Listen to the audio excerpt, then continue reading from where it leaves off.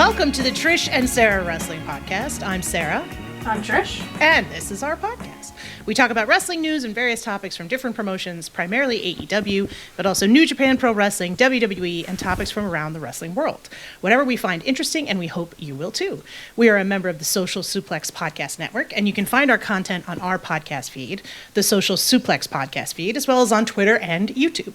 Please feel free to like, subscribe, and rate our podcast. So, folks, we are saying that we will talk about a lot of different topics, but this is a bit of a different episode for us.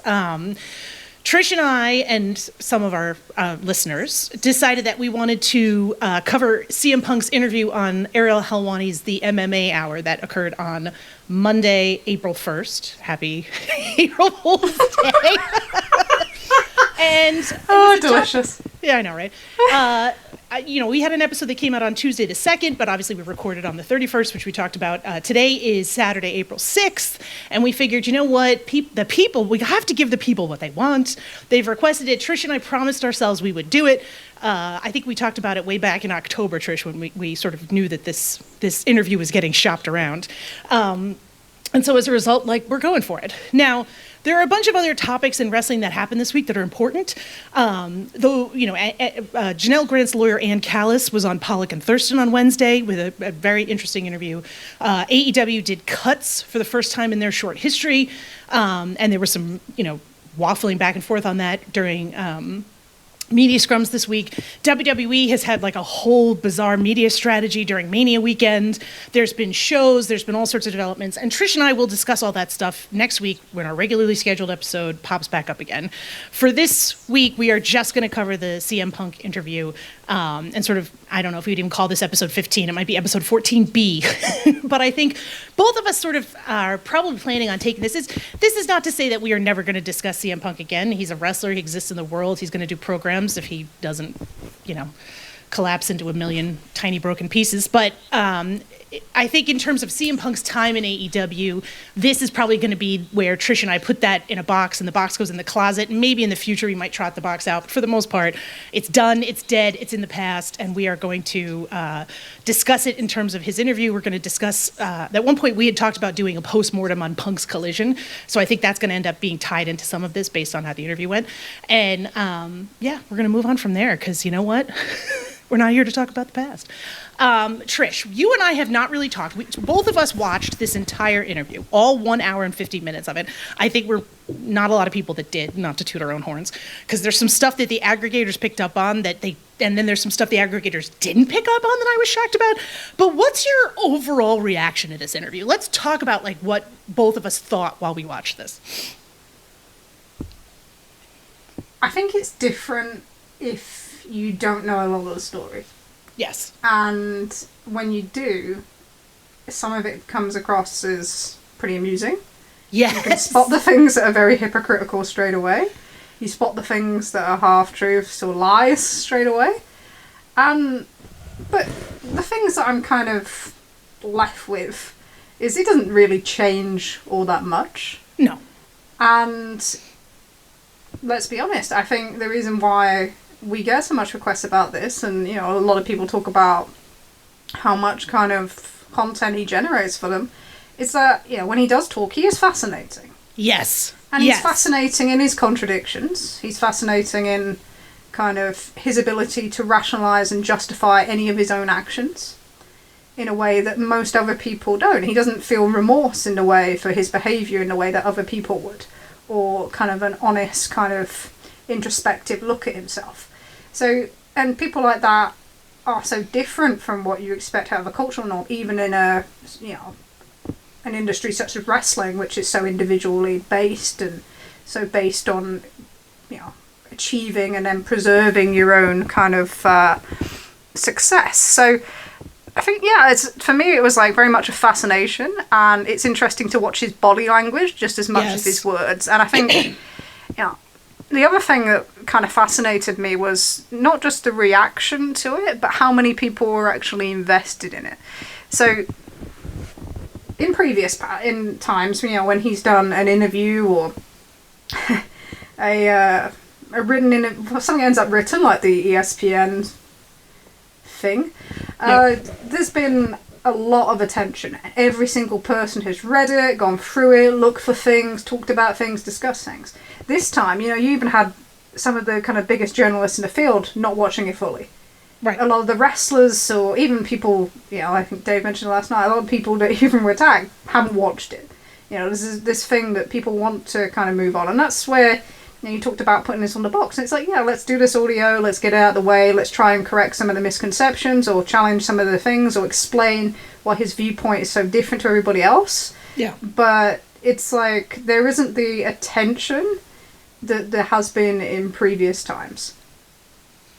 It's, to me, one of the things that I was just so my first and my primary reaction was how I just howled with laughter at varying times during this interview.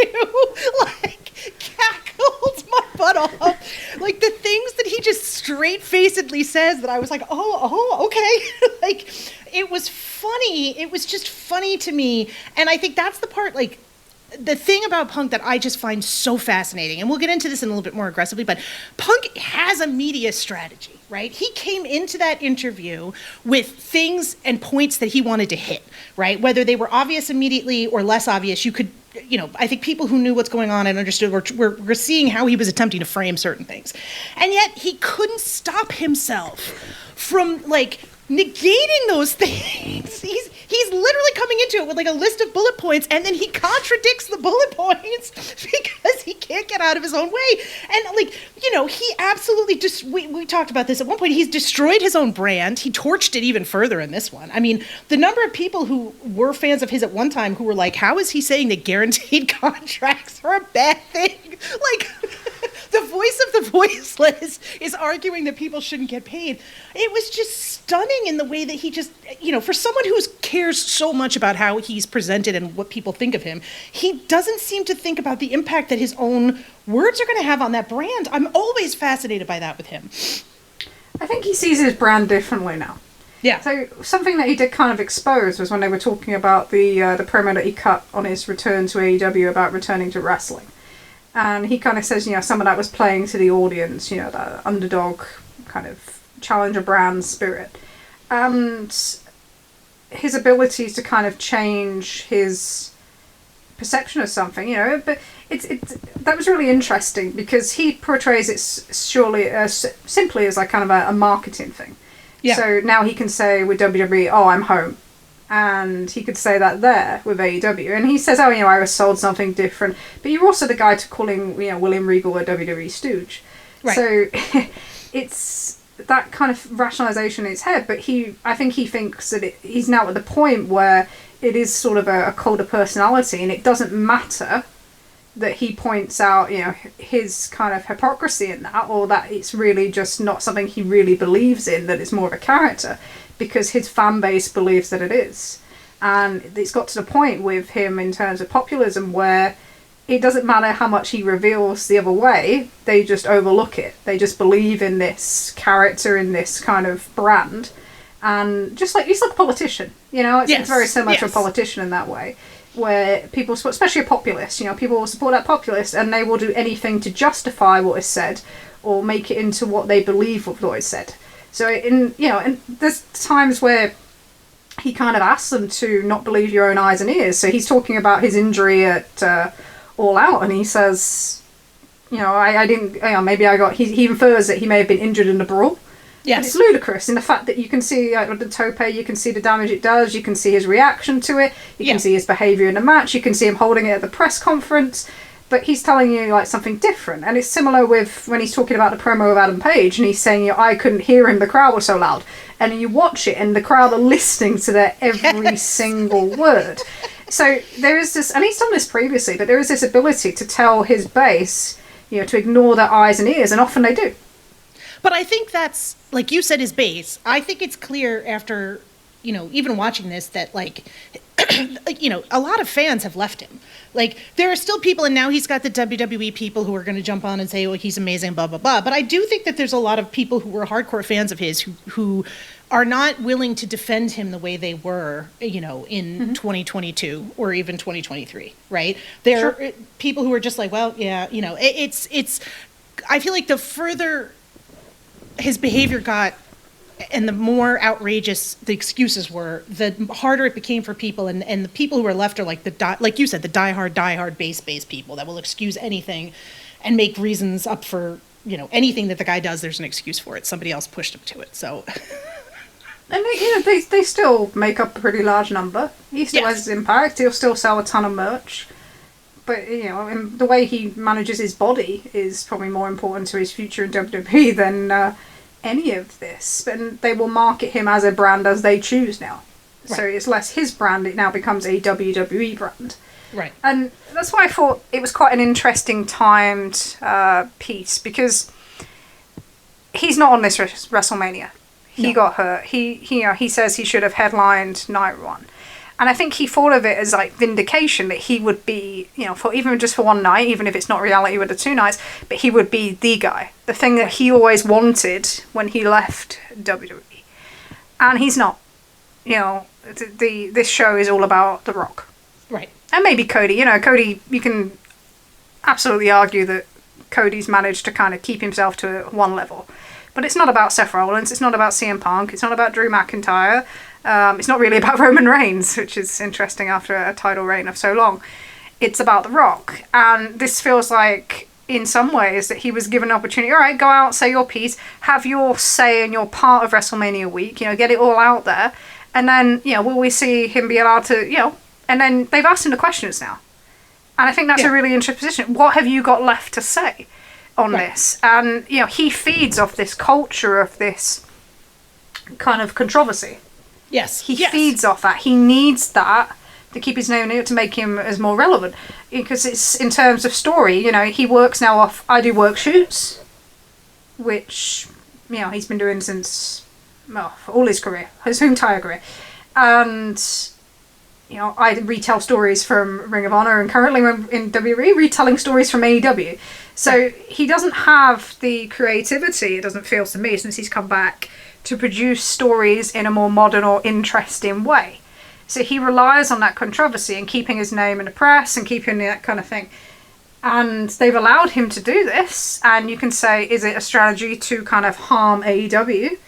But it's interesting that you do it on the most important week for WWE in the year. Maybe that shows how secure they are now that they've got all their TV deals lined up, and they're aiming at. Are they possibly aiming at trying to downplay AEW's TV deal? Is this a perception thing before that's announced? Is it something to try and reduce AEW's value to the kind of the network and their perception in the industry? Because for me, I think this is we have this saying in politics here of Westminster bubble.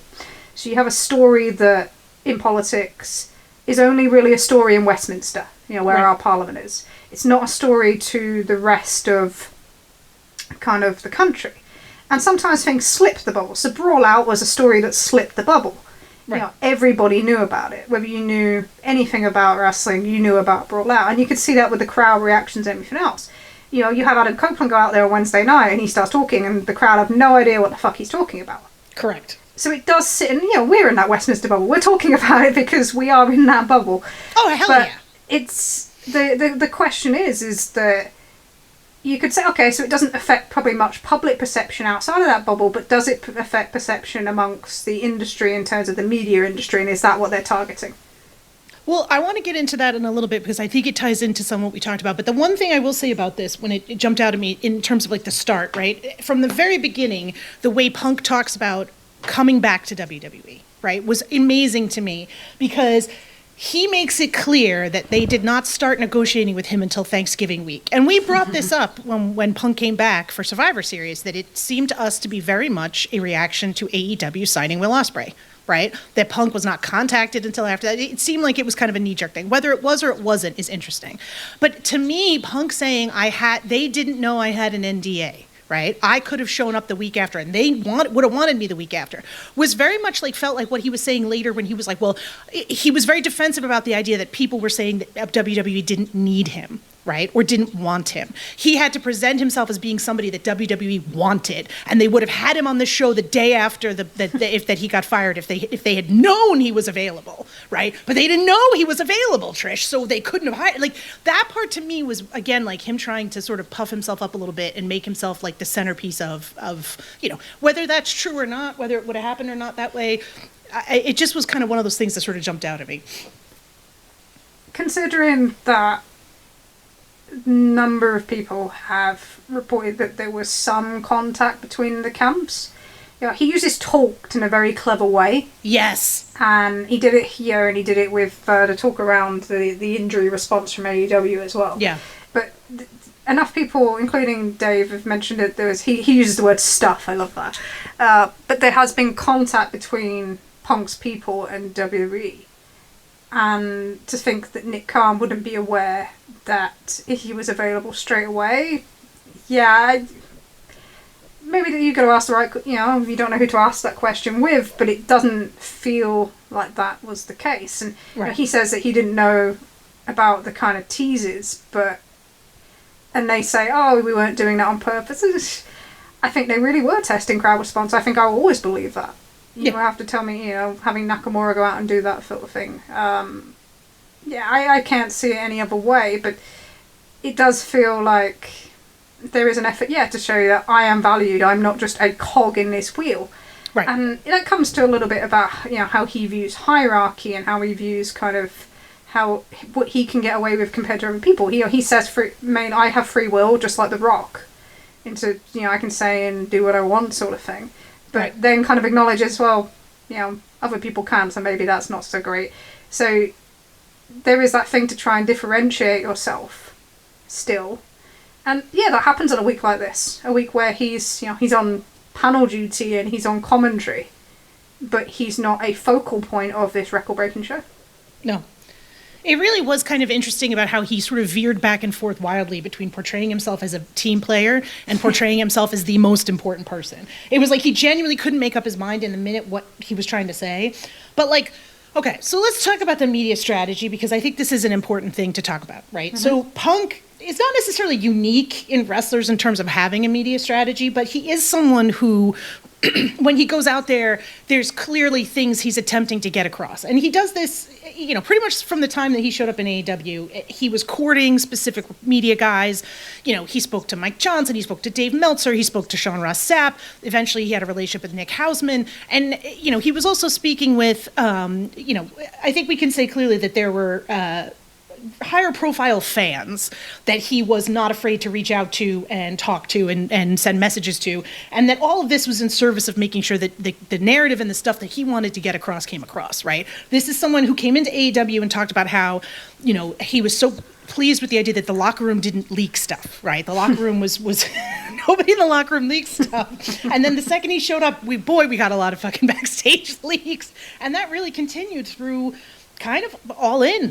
There's been a lot less stuff coming out of the locker room. I think the last thing you could argue that was fairly high profile that got leaked was Hangman's worked injury. And that was only really as a response to something else. And actually, they didn't leak every detail of that. Right. They were still protected in a lot of ways. Yeah. Right. But there's certainly the level of stories and the level of backstage stuff is nowhere near what it was when Punk was in AEW. And I think that's clear. So when you look at this interview as a whole, right, it's clear that there was some aggressive strategies in here, right? Punk, how many times did Punk say the word business? It was dozens and dozens of times he said the word business. He talked about himself only caring about business and money and tickets. That was a repeated theme that he talked about. He repeatedly said, the booker in my head. I can't look at wrestling any other way than the booker in my head. And when he was talking about AEW, he called them niche like 4 or 5 times. Small, niche, indie, internet. These are all words that I think he was really pushing. And it did feel like some of this was in line with an overall strategy from WWE this week to portray AEW as not a real business, not a real thing, something that's small and niche. It's not a professional business corporation. And to me, and I think we're going to talk about this maybe a little bit more next week, but this felt like it wasn't just aimed at fans, but it was also aimed at like corporate partners, right? And it was very much tied in with that sort of, you talk about the AEW grift, right? And there's a bunch of people that make money off of not liking AEW. Like, all of this was in line with the Cornettes and the Bischoffs and so again, you have a situation where Punk has a brand that he is very happy to blow up because he wants to shit on AEW. And he's happy to shit on AEW in concert with other WWE people, which I was, again, fascinated by, because you have, like I said, the voice of the voiceless is telling you that the most important thing about wrestling is making money. right? But at the same time, like, he has a clear strategy on how he wants to portray some stuff, right? One of the things that he talked about was, you know, we're supposed to keep people apart. And he brought that up repeatedly. And to me, this felt very much like how he wanted to portray Banned from Collision, right? He wasn't banning people from Collision. Tony told him we'd keep some people apart. Right. And it also felt like he was trying to lay the groundwork in terms of like the number of times he mentioned that he couldn't talk about his friends in AEW and he couldn't talk about the people who liked him in AEW because they'd be punished. Right. He said that at least 3 or 4 times. And that one was amazing to me, considering the punishments that we've seen post All Out and the people who are on TV, the people who aren't on TV, you know, that was kind of shy. So that one is one of the things which I was kind of like, he's definitely interested in laying a groundwork so that if any of these people who he has identified as his friends or who he wants people to identify as his friends don't end up staying with AEW, they can say, well, they were punished, right? But at the same time, he's so bad at this that he can't stop contradicting himself. He can't stop letting his grudges get in the way of the narratives. The business stuff and the whole thing where he has to portray himself as caring about business so much that he winds himself down a path where he said guaranteed money is not a good thing. And I think someone put the stats together on the internet that basically said that in the entire time that he's been with AEW and WWE combined, he's been injured 50% of the time. So, like, guaranteed money is bad. Like, and I think the guaranteed money thing is probably overplayed, but I think it's kind of fascinating how he lays so many traps for himself and then he cannot get out of the way of those traps, right? Like, he has to portray himself as caring only about business to the degree that he basically, like, he acknowledges that he'd put business ahead of friendship. The problem with it is he cares about business when it concerns himself. Right. But not his own actions. Right. And the thing about guaranteed contracts, so one of the funny things about that was because of the way it was aggregated as well, it actually worked against him, where normally aggregation works for him. Yes. And that really did hurt him, so then it also backfired.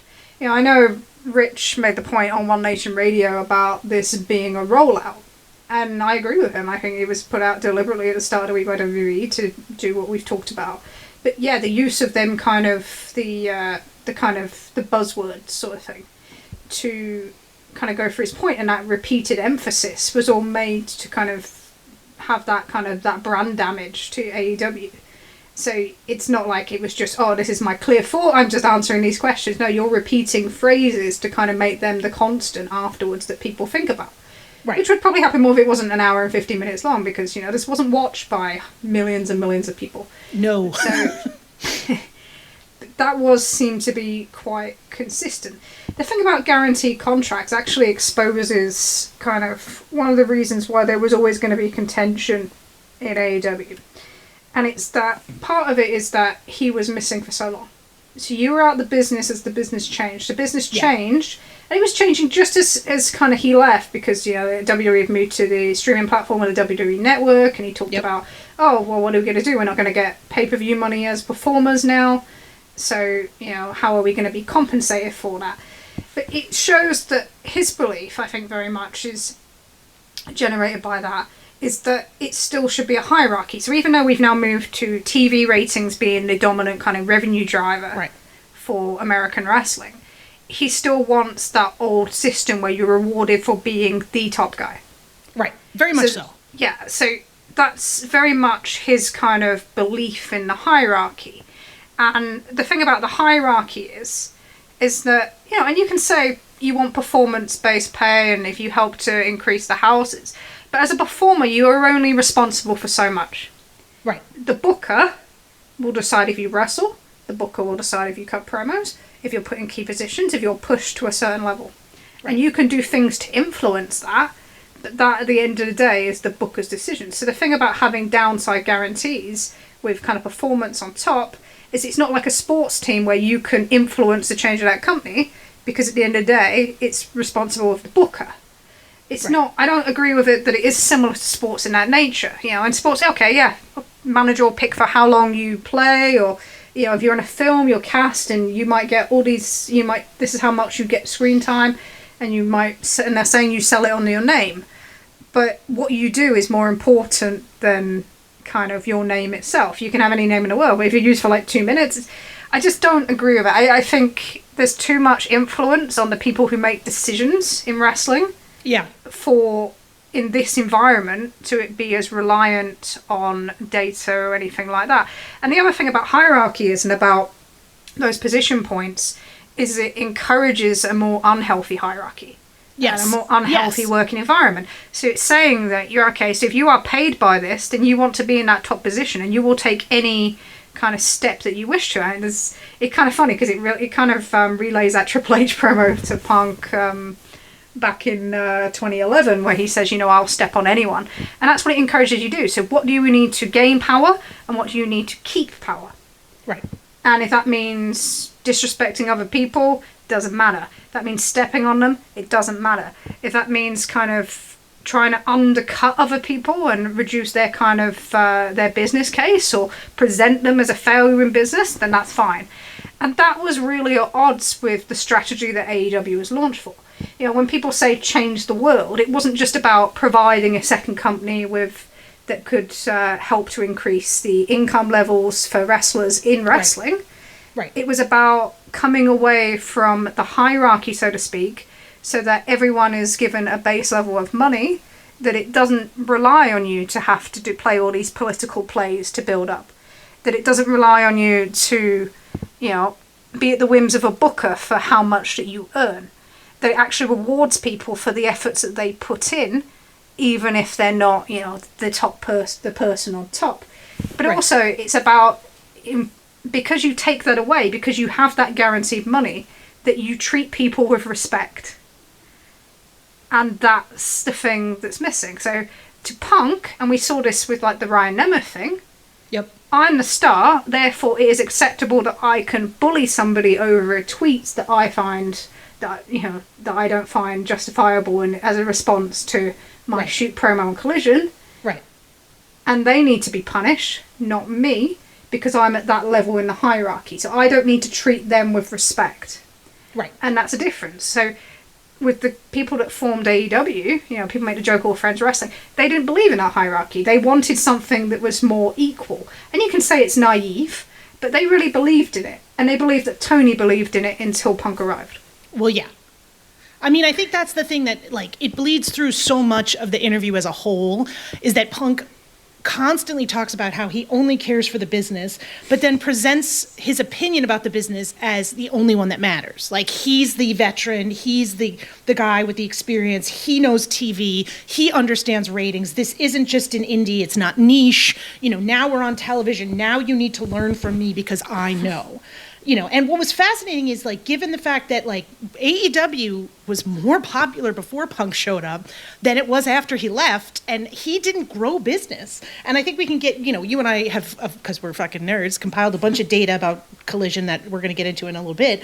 But, Punk, and I tweeted this and I kind of stand by it. I think once you realize that when Punk says the business, he means stuff I think is important, everything that he says kind of comes into, crystallizes into a viewpoint, right? It's what he views as, and there's lip service throughout the interview to saying wrestling is all different types, wrestling is all different kinds.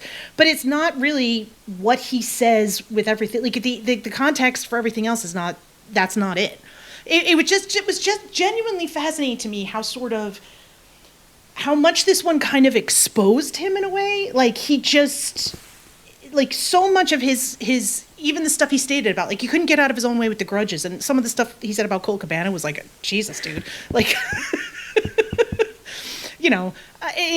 The stuff about so when you and I talked about this episode originally, I joked around and I said we should call it a last great gasp of toxic masculinity. But after watching the whole thing again, I was kind of you know what? The subtitle of this episode should be Punk is not mad, in all capital letters. The man is not mad. He's not mad. He's not angry. He doesn't care what the internet thinks, okay? He doesn't care what the internet thinks, or people who don't know him are tribal fans. He doesn't care about it.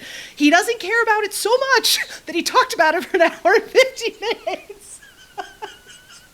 Which kind of cracked me up because, again, he's acting as though this interview was totally oh, I have to go. I just got this interview. This is, where, the guy's been dying to have this discussion since the day he got fired. He's not mad. He's also not on the internet, but no, never. We can all lie to ourselves. He doesn't know what these people are saying, except he can repeat them word for word. Yeah. The idea is to present it that he has no media strategy outside of this. Correct. That he's never talked to anybody, that he's had no influence, no impact or anything. That he's never gone to Dave, the goof with the 5 stars. Right. When, even Dave said, last night, I was having regular conversations with him up to All In, and even after them through his camp. Right. You have to be rocket scientist if you read and follow Dave's stuff to work out who those people were. But we talk about the guarantee contracts and the difference in ideology there. But it was also, the 5-star goof stuff, and the kind of disrupting of the media. So the reason why he wants to downplay the media is because there are enough people that know about some of them events, and he wants them kind of... And this was happening, during the Dax podcast. Yes, Dax was working on this really hard. Yeah, so we were downplaying certain members of the media who may know, more of the neutral accounts, or who aren't just going to give Punk the free rein to just say whatever he wants there. And the idea was just to create that distrust. We've seen this, this is a thing with the right wing currently in your country, in America, and the same here. Oh yeah, it's very They do it here as well. It's very, because that's that populist strategy. So, you only believe what I say. It's that thing I said last week, the only thing real is me. Right. Whether it's not always contentious. But the other thing around the ideology thing is that, he says, he uses that thing, that, as you mentioned, that kind of cornet phrasing, they're only interested in 5-star matches. And what I found really interesting on that is, first of all, it's not the best time for AEW, considering, we had 47 minutes of TV time for, potential 5-star match without any real kind of story development. So it's a good time to attack them for the match this week. Yeah. You're going to get a connection to that, fine. But the most successful stories in AEW haven't been based around having the best match. No. And it's interesting that the people he's alluding to, mainly the Elite, because he's still taking shots at the Elite as much as he possible can, weren't centering their matches about being 5 stars. That program that drew more, bigger houses, funny enough as he mentions houses, especially in terms of market to market, or beating the last time there in Adam Page and Kenny Omega, had an emotional heartbeat. The fact that they can deliver this standard of matches plus that is what makes them so successful. But they weren't just going out to have a 5-star match. They told a 2-year story. And there seems to be that disconnect in his head, or if that's just he's playing into that image because it suits, his current employers, or, and you talk about brand, I think his brand now is I hate AEW. I hate the Elite. His brand isn't I stand up for the workers in this industry. No. He did that line when he came back to WWE, I'm not here to make friends, I'm here to make money. So he has changed his branding. That Voice of the Voiceless brand, that brand is dead. Oh yeah. His brand is now, I am the Crusader against AEW. And he always needs something to be a Crusader against. Yes. He fuels off that. So, I just find that quite interesting that he just can't see the difference, or isn't willing to. Just wants to view these people within that lens. Well, I think it's just so, again, it's such a fucking hilarious thing to be wrestling is an art form. He said wrestling is ephemeral, and the most important thing is money, right? And I think a lot of fans, some of the feedback on that comment, it was if I'm a fan, why do I fucking care how much money the owner of AEW or WWE makes? What do I give a shit? The 5-star matches are what I care about. Shouldn't you want to put on the best show for me? Why should you making money be something I care about?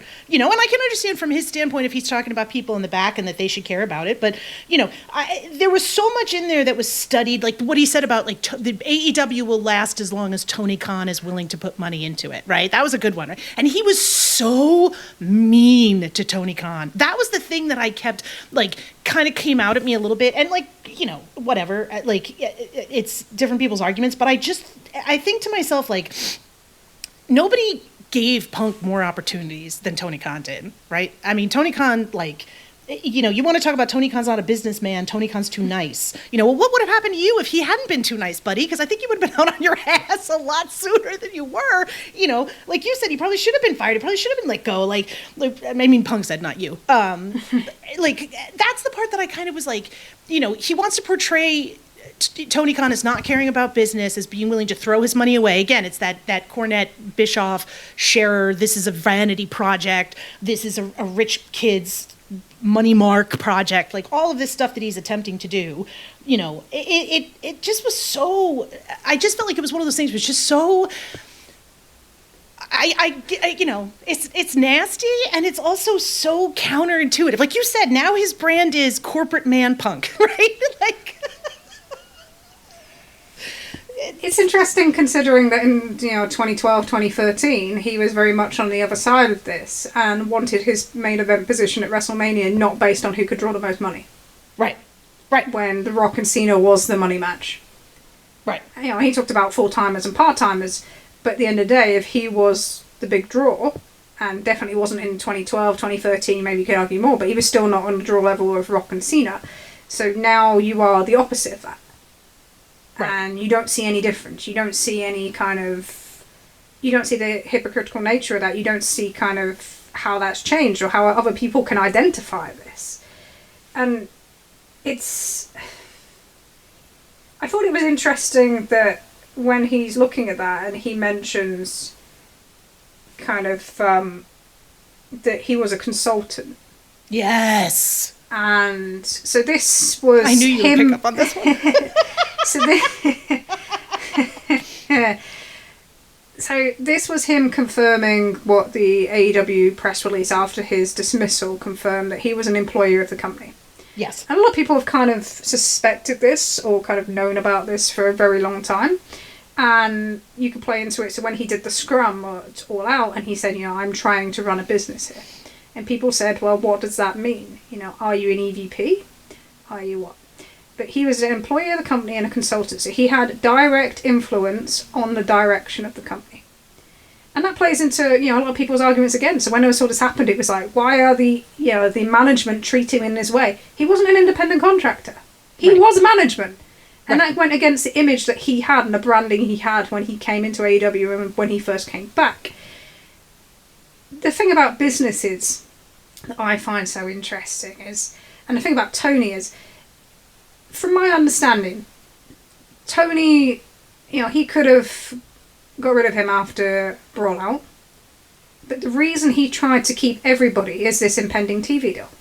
Right. So, and I see this from Tony's perspective in that way, is that you have all these assets, and they're all high money assets, but they're also attractive to TV providers. We've seen with the Fox deal, in 2019 with Ronda Rousey, in 2018, 2019. But Ronda Rousey was a key point to Fox, as in, to sign this deal, we want Ronda Rousey. And therefore there was Ronda Rousey. So the more of these assets that you can have that are attracted to TV networks, the better. And it's the same with, we're not seeing maybe ratings impact from so much with Mercedes Moné, to a degree, and we can come back to that another day. And same with Adam Copeland, but they're attractive and well-known names and marketable people to TV networks. And for Tony, it's like, right, okay, I want to keep the elite guys. I want to keep John Moxley. I want to keep Chris Jericho and Bryan Danielson and MJF. And I want to keep CM Punk because all of these people help me with that package. And that's the thing about Collision, is that, he says, and I'll tell you why I actually agree with him that it was never going to work in a minute, but he sees the fact, from Tony's perspective, if I have this second brand and it's strong, then it increases my potential rights value and increases the value of the company. So I can absolutely see why he'd want to keep everybody, but actually why, within this TV revenue kind of industry, why having a second strong brand would be important. But it was a gamble. And I think he knew it was a gamble.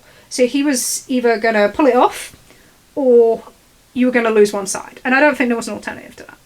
No. The people who are like, and we heard more of this week, it was lessened, but it was still there.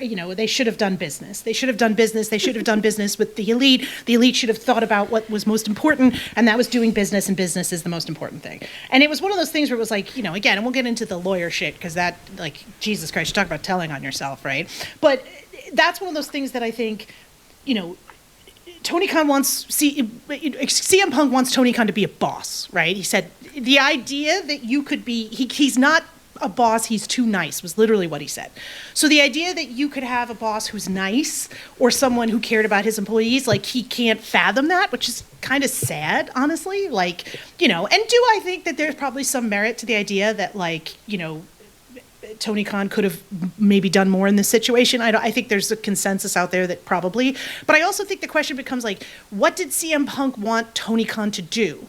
If Tony Khan had said to CM Punk, you will have to do a program with Colt Cabana, I am insisting on it. It is something that will be required. Like, that's going to be part of solving this problem. Was Punk gonna do that? Because I don't think he was gonna. Like, when people are like, they should have sat down and done business, it doesn't seem like there was any way for that to happen short of CM Punk getting everything he wanted. Like, he doesn't come across as a man who is willing to compromise and who is willing to do things for the other side and say, you know what, I'll do what's best for business here. And we're going to get into Collision in a second, because I think, like, if you want to talk about, like, we can talk about hypotheticals and I think this and I think that. Let's look at the fucking cards, right? Let's look at the business. Let's look at them. He admits flat out in the second part of the interview, I was the booker for Collision. When I was booking Collision is what he says. Like, it's blatant there that he's being enormously hypocritical. And I think, you know, there's no... It's just one of those things where it's frustrating because he says just enough that it will rile up the people who still support him so that they can still say that. And as we are cruising into what is likely a ice cold FTR versus Young Bucks 4, right? Mm-hmm. Nobody seems to want that match, but somehow CMFTR versus the Elite was going to be a huge moneymaker for AEW, right? Like, that's the part that you know, and that's his whole crux of his argument. They should have done the match with him. They should have worked with him for business, right? And meanwhile, the guy, again, is telling on himself that he's calling his attorney every time someone says to him something that he doesn't like. Like, okay. It's just so ridiculous, Trish. So I'm going to work through this one a little bit, because I want to make it kind of clear when he says business. So, when it comes to doing business, and I'll get to the Bucks and Page and everything in a minute, but when you're on Collision and you have 3 programs, 4 programs, make up as you go along really, and you're not focused on any of them because you're trying to get a program with Max and you're trying to get a program with the Elite, are you doing what's best for business? Are you investing in business? Are you investing in the people who have taken a risk to be on your program? I really think so. But in terms of they should do business, the key thing is he thinks it was only a fight. Okay.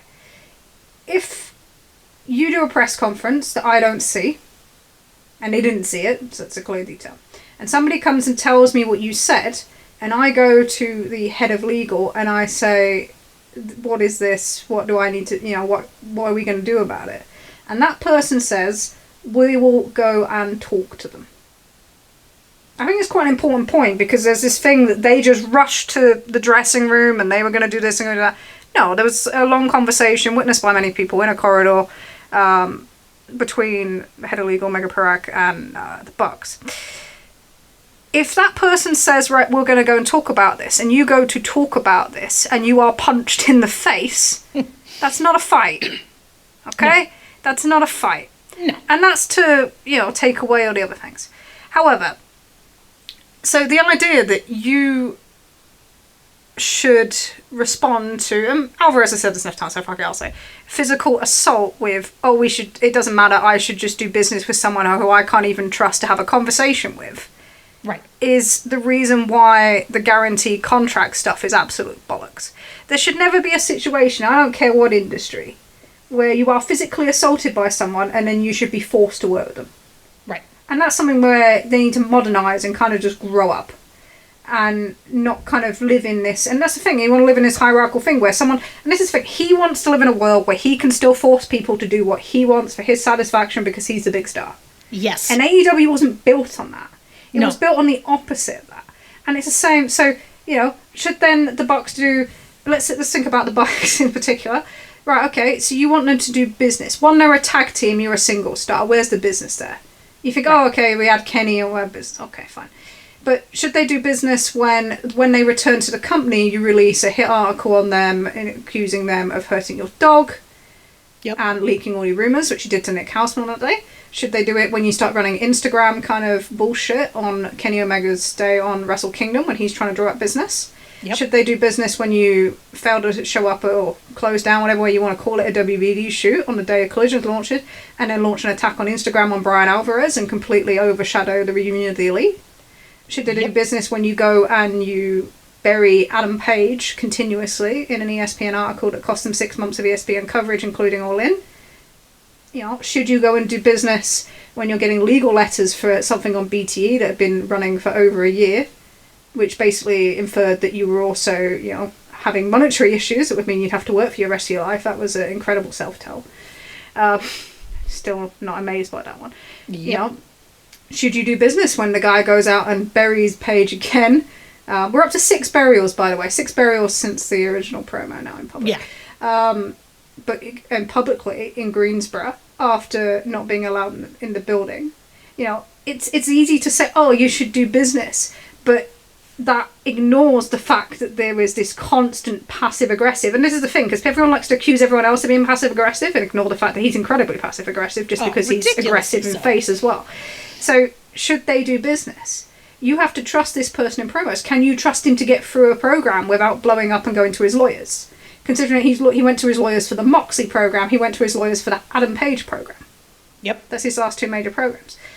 It's not as simple as that. And I think the thing about doing business is that you know, it implies, the idea was to imply that the other guys weren't doing business and weren't doing anything to fill, quote, quarter-filled arenas. Right. Which is ludicrous because the Bucks and Kenny come back and do the best of 7 series, which turns around that quarters ticketing. And that quarters ticketing is still weak, but it's much, much stronger because of that series, culminating in LA at the Kia Forum, which is, depending on whose figures you use, the 2nd or 3rd highest TV audience of the year, 700 grand gate. So they, and they were mutes, they weren't allowed to talk, and you can discuss that. They promoted every single match that they had within the means that they could. They weren't allowed to talk publicly about other things. So they are being restricted. That's not them not making business. The program going through from Page and Moxley through to the Elite versus BCC was a money-making program. It's a type of program they are absolutely massively missing that's affecting their TV ratings and their live attendance this year. When you do an 80% market-to-market increase for someone who's so bothered about market-to-market increases, in Boston, at a much higher gate than what they did this year with Mercedes Moné, even though they had more people in the building, you are affecting business in a positive way. And I think it comes down to that. So he wanted the Max program. Max was in a program that was driving business. So should he have abandoned the Cole program to do that? Is that, would that have been a good idea for business? Should the BCC and Elite program that carried them through from November all the way through to kind of July, should that have been abandoned for this? It's very easy to say it's about doing business when these people are doing business. These are the people that lay down for other people to elevate them when other people don't, including some of the friends you listed. Right. It's very easy to say that. It's like, oh, they should do business, but I don't think he ever had any intention of doing business. He just wanted the perception that he was willing to. Right. Sorry, that was I'm off on one there. But no, I enjoyed it. It's frustrating because I listen to this all the time, but people don't want to acknowledge all the things that he does in the background to supersede this. Well, that's the part that's always so infuriating, right? It's always, and people talk about this so much. It's like CM Punk is a force of nature. He will behave badly. He will be a jerk. He will be a dick. He will, like you said, just attack you out of nowhere when you go to talk to him. And that's acceptable because he's a giant star, right? Like, and that's the kind of like bullshit that you hear people talk about and you're just like, and you're a fan of this person? Like, not just a fan, but you're a fan to the point where you believe that this is acceptable. Right? That you're not just like, and I feel like this is one of those things where it's like, look, you like CM Punk, you're like, hey, you know what? He's an asshole, but I like watching the guy on television. More power to you. I respect it. But the people that are consistently like, well, he's right. right, are the ones that I just cannot relate to, because I can't see how you look at this behavior in a totality and think that this is an acceptable way for an adult human being to act, let alone one who constantly talks about how obsessed he is with business, right? Like, there's so much there that's just so fucked up, and it's very, very much like it almost seems as though people are sort of stuck in that WWE mentality, right? He's a huge star. He does huge business. Therefore, he can do whatever he wants. He can, that's an old school WWE wrestling mentality. And like you said, it's not what a lot of people, and this is one of those things that I've always thought when it comes to a Punk versus the Elite program, right? Like, so much of it gets talked about from the perspective of Punk fans. And I think what gets overlooked so much are how much of a turnoff that would have been to Elite fans, who I don't think would have ever viewed it as being something that would have been good, right? I think so many people were like, this fucking guy keeps getting away with shit. And now, now they have to work with him, right? Like, I don't think it would have been the giant seller. And I think, again, it's one of those things that people can hypothesize and debate. And I'm sure there will be people who insist over and over again that it would have made giant money and done huge houses and blah, blah, blah, blah, blah. But it's not something I will ever fully agree with. And I think the reaction, as you can see, to some of the, we saw Bucks versus FTR 3 at All In, and that was certainly not a super hot match, right? Nope. The one coming up, they're going to do their damnedest, but it doesn't seem like that's going to be a super hot match. So, I don't know. I'm sort of, I think it's, when it comes to Collision, there are some definite things we can point to, because like you said, there's stuff in there that, I went back through Collision aggressively this week because it's been something that I've thought about for a long time. And Collision under Punk had 11 episodes, right? Let's talk about that if we're going to get into it. There were 11 episodes. The last episode, the 11th episode, was taped in Duluth. We love Duluth, Trish. I'm not saying it. You're saying it. The last episode of Collision that Punk was involved in was taped in Duluth. It was a double taping with Dynamite. It was the week before All In. And so in much of the tradition of Dave Meltzer, I want to kind of throw that out as a example, but I'll kind of incorporate it back in a little bit. So one of the things when I was thinking about Collision and thinking about what Punk had to say when it comes to business and how important business is to him, it was more important than friendships, is who are the biggest money ratings draws in AEW in summer of 2023, right? Who would people say were the biggest baby faces? And I asked some of our friends this in a couple locations. I was like, who were the biggest baby faces last summer? Okay. I got a bunch of varying answers. Punk was one of them. Absolutely correct. Kenny was another one. Yep. Orange Cassidy, Darby Allin, Hangman, Adam Cole, Eddie Kingston, Claudio Castagnoli, Jon Moxley, Bryan Danielson, and MJF, right? Okay. And Trish, would you argue with me if I said that those were probably some of their biggest draws and biggest baby faces, or were people in the company that people were watching? Nope, wouldn't argue too. Who do you think I should have added in there that I didn't have? I'm not really sure, to be honest. I think that's okay. Quite a comprehensive So I'm not leaving list. Anybody out, I guess would be the way that I'm... No, I don't think so, no. Okay. So if you want to talk about these are the biggest stars, these are the people that, AEW tends to push the most, and then you want to talk about CM Punk cares about business, right? And okay, let's say, obviously, he had a disagreement and an argument, people were being kept apart. So we'll take Kenny and Hangman out of that, right? Okay. And the Young Bucks, even though this is mostly talking about singles people. Mm-hmm. So Bryan Danielson, he did not appear on the first 2 episodes of Collision, but he did get injured right after the second episode of Collision at Forbidden Door. So you can possibly say maybe Bryan Danielson might have showed up on Collision that summer. We don't know for a fact, okay? Orange Cassidy did not show up on Collision until the Duluth taping. However... well, we're going to come back to this one, Trish. Just want to make sure I point it out right now. Okay. Adam Cole did show up on an episode of Collision. He was there for the Better Than You Bebe Hangman, Better Than You tag with MJF against FTR. So he did show up on 1 episode. MJF showed up on 2 episodes. He had a title match against Ethan Page, and then he was also there for that Better Than You Bebe episode. Eddie Kingston did show up. He was on that taping in Duluth. Again, I want to put that as an out there. Claudio, I think, was never on Collision up to that point. Jon Moxley was never on Collision up to that point. Darby Allin was. He did a tag match with CM Punk. He did a match with Minoru Suzuki, and then he was also on that Duluth taping again, where he teamed again. He actually had 2 different stories on each brand, which was quite interesting. Which was pretty amazing, yeah. Mm-hmm. So when you talk about, right, like I want to put the most important people on Collision. I want Collision to be a big, and this is something that Punk talked about. He specifically said in the Ariel Helwani interview that he wanted Collision to make money and draw houses, that was important to him as a booker. And yet some of the biggest names in AEW were not on that fucking show ever. And instead we had, people like Brock Anderson getting singles matches. Luchasaurus had multiple singles matches, and I fucking love Luchasaurus, but it's not as though he's a big ratings draw. We had, who else do we have on that show quite frequently? Wardlow. I don't think you could argue that Wardlow was a big ratings draw. Oh. Miro was not at the time last summer a big ratings draw. He came back to TV, but he wasn't. House of Black. Are they big numbers movers, Trish? No.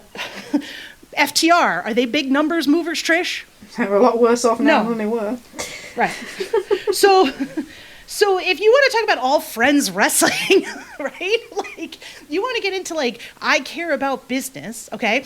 The second highest rating that Collision ever did during Punk's 11 episodes was the episode where Better Than You Bebe, Cole and MJF fought FTR. Mm-hmm. It had a huge number. It was 739,000 total viewers, which was only like 80,000 less than the total viewership, and their demo was like freaking insane.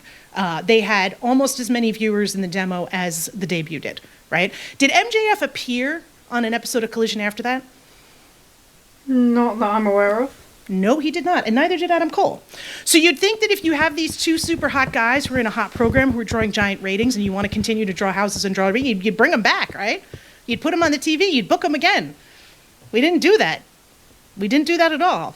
We talk about, like, the way that AEW does 5-star matches and whatever else. How many squash matches do you think were on 11 episodes of Collision? I don't know. The thing about squashes is there were so many long matches that really should be considered squashes that won't be, but go ahead. For this purposes of this, I said as a squash match, anything under like 2.5 to 3 minutes, and especially anything that featured someone who was not assigned AEW contract. Okay, so right? one an episode, so 11. Right. It was 13, Trish. Okay. There were in 11 episodes, there were 13 squashes. Like, there was essentially one an episode, and then we hit the Greensboro show, and yeah. So it's one of those things where, it's very hard for me to believe CM Punk when he says he cares a lot about business, because the way he booked Collision shows that he didn't, right? Because, and we're gonna circle back to Orange Cassidy, okay? Because I think this more than anything else is the nail in the proverbial coffin. So Orange Cassidy was featured, and Trish, you alluded to this when you talked about CM Punk having a little bit of a fit the day before the upfronts when Collision was announced, right?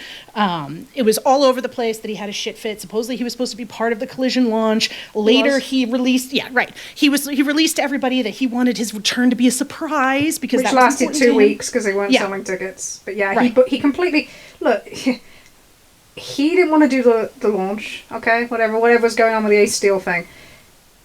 Did you not show up to a WBD shoot? Yes. Yeah.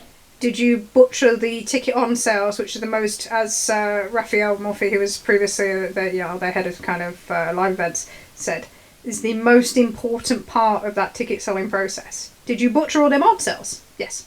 Anyway, sorry.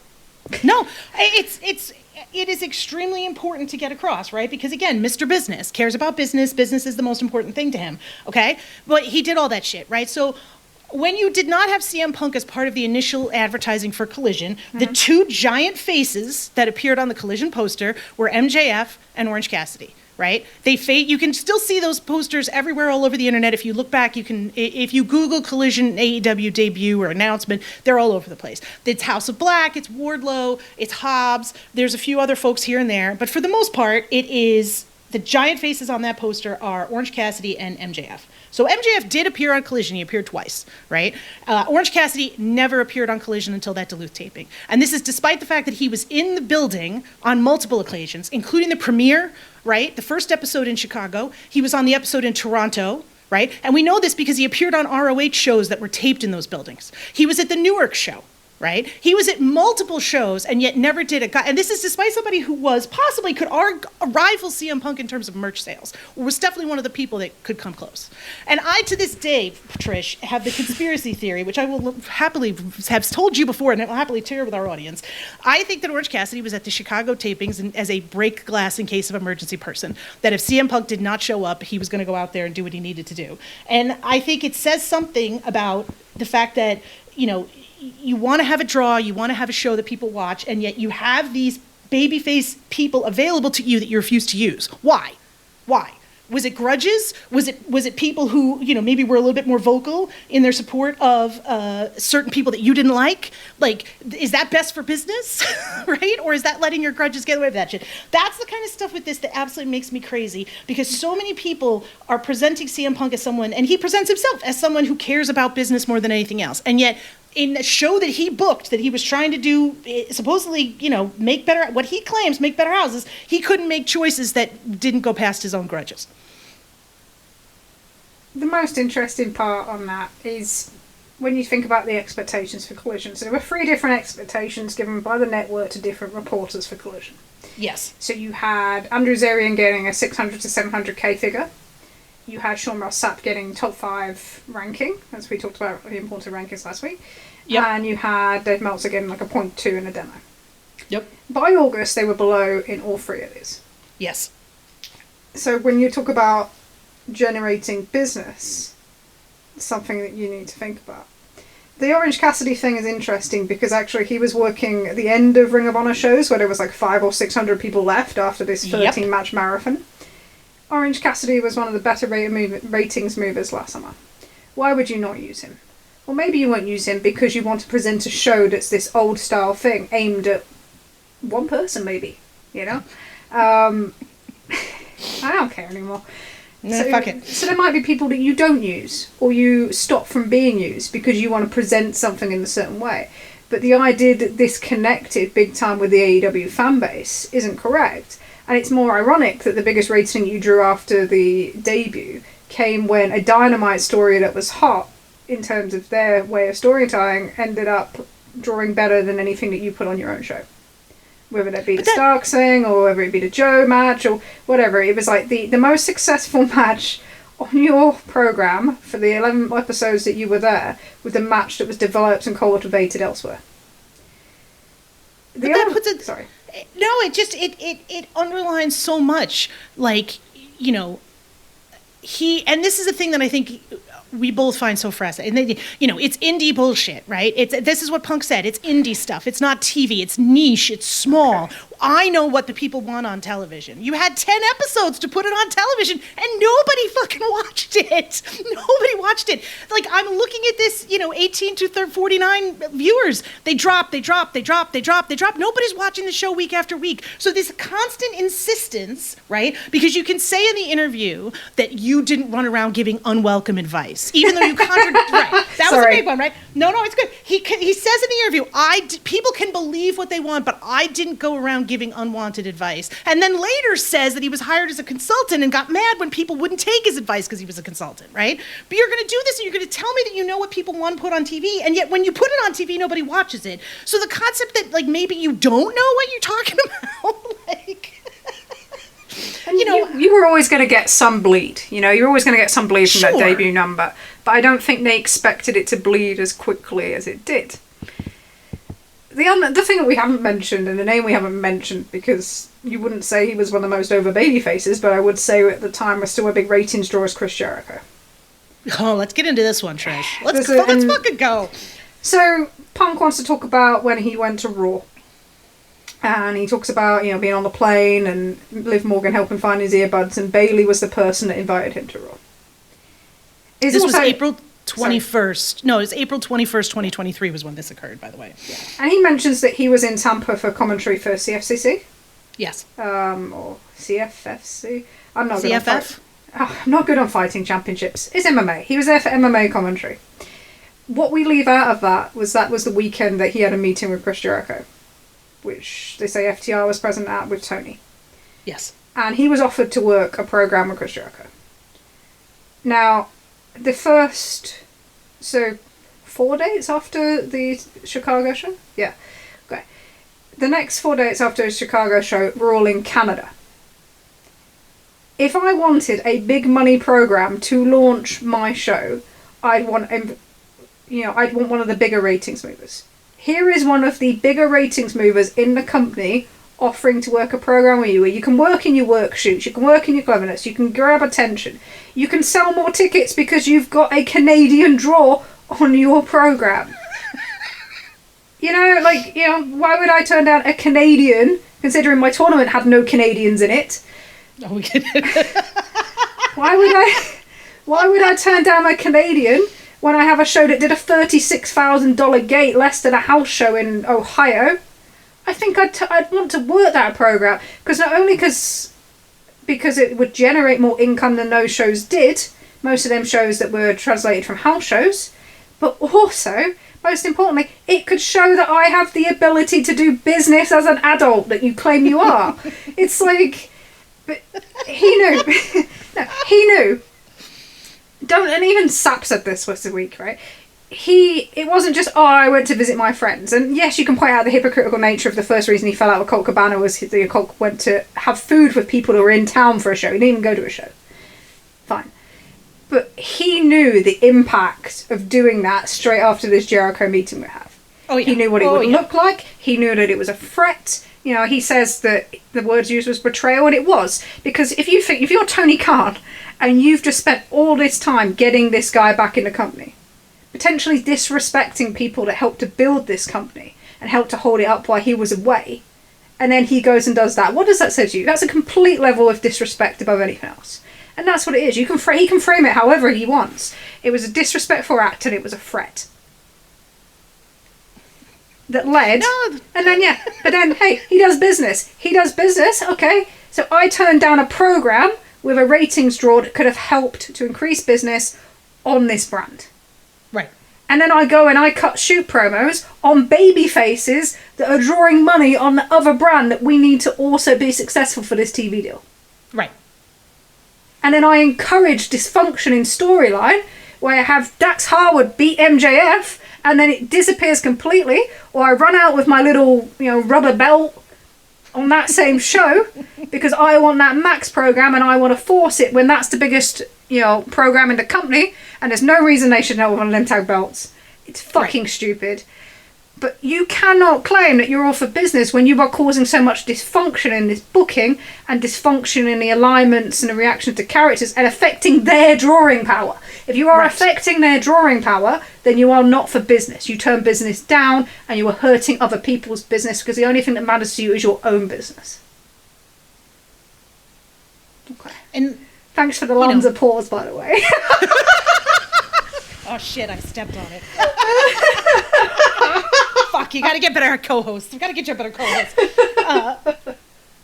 But I also think, and this ties back to something we talked about in episode 10, right? Mm-hmm. We went through that Nick Hausman, him very happy to throw Jericho under the bus. Do you think that some of that wasn't about the fact that Jericho knows what happened in this meeting? Of course it was. Not a word of this meeting. Now, you think about all the shit that Punk leaked last summer, and there's nothing about this meeting that has ever come across. Nobody can say anything about it. It kills me, quite frankly. There are a few things that I find it really interesting that he's not breaching. Yeah. So there's something on a day of All Out that he doesn't breach. Nope. And actually talks like the opposite, which is, it's tickling me currently quite a lot. But also, the Jericho situation, and I think he knows that, and Jericho's not the only person that knows what happened in that room. He won't be the only failsafe. And Hausman has been used as his kind of lapdog to launch attacks, for a period of time. And there was some stories in this that he's recounted that he's already kind of sent to Sean Ross Sapp, and Sapp said that when I've pointed this, it's Punk's side. And, he goes big into the Jack Perry one. Yeah. And it's already, Dave and Wade Keller have both said, the portrayal of Perry with, Tony, that isn't quite accurate. And even said there's been people that have offered to, backstage, who were backstage, who have offered to tell the other side, but people want to move on in that regard and said, no, it's not worth it. Don't feed into it, don't allow him to keep replying. And what kills me is, and this is why we bring this up, it's because he is the king of the half-truth. Right? Yes! everything is a half-truth. Yes. And the stuff with the Jack Perry thing, it misses key context. Yes. Always the same pattern. And it's all used to justify his actions. So those actions that aren't seen as a acceptable response to things, he can now fully justify anything short of murder, as he said, because of how he kind of removes the other context in his brain. Yep. So with the Jack Perry stuff, he still basically goes on to try and blame him for, he still wanted to get out of Canadian travel when he had a vacation booked, when this is the guy with the most matches in AEW history up to All In. Right. He can still do that. It doesn't matter that he's been told that information is, like, incorrect. It's the same with the Bucks and the Colt story. It doesn't matter that he's been told that they weren't the people that went to Sapp or to Meltzer or whoever. Doesn't matter. He can justify it in his head. And when he talks about, like, the Jack story, his kind of way of, cementing there to All In, and it's the same with this Hangman Page one as well, but his idea is, this happened back in June, and that's what led to All In. But we leave out the fact that when you were getting buried for the Hangman Page promo, to the point where people broke rank, I think that's kind of important. People protected this company last summer. Yes. When the Ryan Nemeth stuff happened, nothing was said. When other things happened during that period, nothing was said. When Page got completely buried, practically nothing was said. And it could have been a lot worse, because people have heard that audio, because there was audio. Yeah. And they know exactly what was said. And Mark Ramodi did a good job of not actually putting some of that stuff out there that would have caused complete and utter chaos. So, fair play to him for writing his balanced article. It's still buried Page on a national basis. Again, one of your top baby faces in the company. Anyway, we allow him to bury that. No, that's on Tony for allowing that to happen. But it is. For sure. So the Jack story came out of the fact that he couldn't deal with the reaction to the Adam Page promo. And he couldn't deal with the fact that people broke ranks. And, people were protecting this company at the time last summer. It's an underrated thing that people don't acknowledge. So when the Ryan Nemeth stuff happened, they protected it. When we cut the stupid promo on the Bucks on the Collision debut, that they should have expected as a receipt for the stuff in Chicago, even now that was a receipt and built into the match for some of his MMA commentary beforehand. There was all this thing of, like, we'll just protect things. When this stuff with Jack happened, it didn't get out. It's dealt with, we're moving on, we don't want to talk about it. When he's taking the constant shots, like the promo here was about, like, people not, wanting to turn up. Nobody said anything about it. When he buried Page, in that ESPN article, even though everybody had heard the full audio and knew that it was a lot worse, and he said a lot worse things than what was on that audio, nobody said anything about it. There was this effort to protect the company. And then when he cut that Adam Page promo, people reacted heavily to it, and he went into his damage control mode. But what happened was people broke rank. They broke rank for the first time last summer. So when he puts out, it just got moved to another location, and then, especially with Hangman, because Hangman is like, we talk about him all the time in circles, he's like the invisible man. Getting information about Page is very, very difficult. He's not a guy running around the media all the time. It's not who he is. But for him to then have to put out, that I was text, or he didn't put out, but someone close to him to put out, I received this text that said, you need to stay away to keep the peace. You pushed it to the point where you couldn't do the denial thing anymore. And, when you push your apology thing out there, without acknowledging that, it wasn't as loud as public as a disrespect, and acknowledging that, Paige did apologise to you after that last promo. It's like, you run this thing, and it kept going and going, and he couldn't get control of that media stream, no matter how many stories he put out. So then the Jack story came. I'm going to show myself as a leader, because I'm going to put this story out. Right. Even though we were told that it was done, we're not going to do that. And that's what Jack reacted to. That is what Jack reacted to. He didn't react to that initial incident, even though, other people will tell you that, Punk was in, I'll give you a quote, actually, I wrote one down. His standard kind of condescending old prick, quote unquote, kind of phase, and the way he talks to people, and the way he disrespects people, or the fact that they saw it as it was because he'd been vocal on Twitter during the period of time when he was away, that he was being targeted. It wasn't even about that. It was about the fact that he went running to the press and basically wanted to present Jungle Boy as somebody who was work shy and who had disrespect for people there that caused Jack to react. But he'll miss that out because that's key context. And, you know, when it comes to the Jack incident, it's funny that his story's changed. There's no push or shove like there was in the original story that he said to Sap.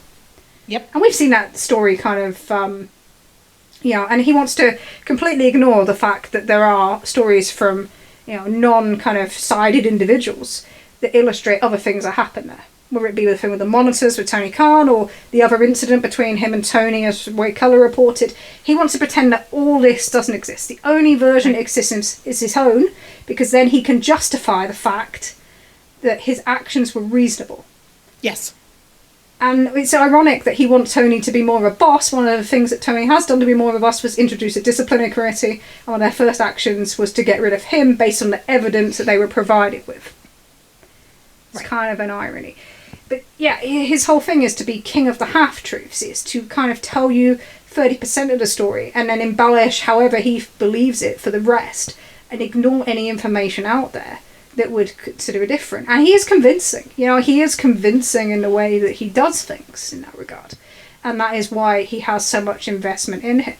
So he can tell you things that are deliberately not true or incomplete and don't have the full picture as long as they show himself in that light, because he has no introspect. He's a hypocrite. He's a narcissist. He has no way of looking back and saying, actually, I could have done this differently. It's all, this person should have done this because that's how I view it. Right. And that's kind of a difficult thing, you know. I think that's, once you're in that cycle, and he's been in that cycle for 20 years. You know, people talk about the Teddy Hart incident this week, back then, about how he solves his problems, sort of thing. And you can look at stuff in IWA itself, in Ring of Honor, in TNA, in WWE. It's just, it is a cycle of behaviour that he cannot escape from. And actually, at this point, doesn't see the need to. No. And you can even see, like, when he talked about these incidents, right, when he describes how he was with Jack Perry backstage, right, he's calm, you know, Jack, I don't know why you want to get involved in this internet stuff, and I'm just, and then he... Which is hilarious, because it was his internet stuff. I know, like, you know, he's not mad.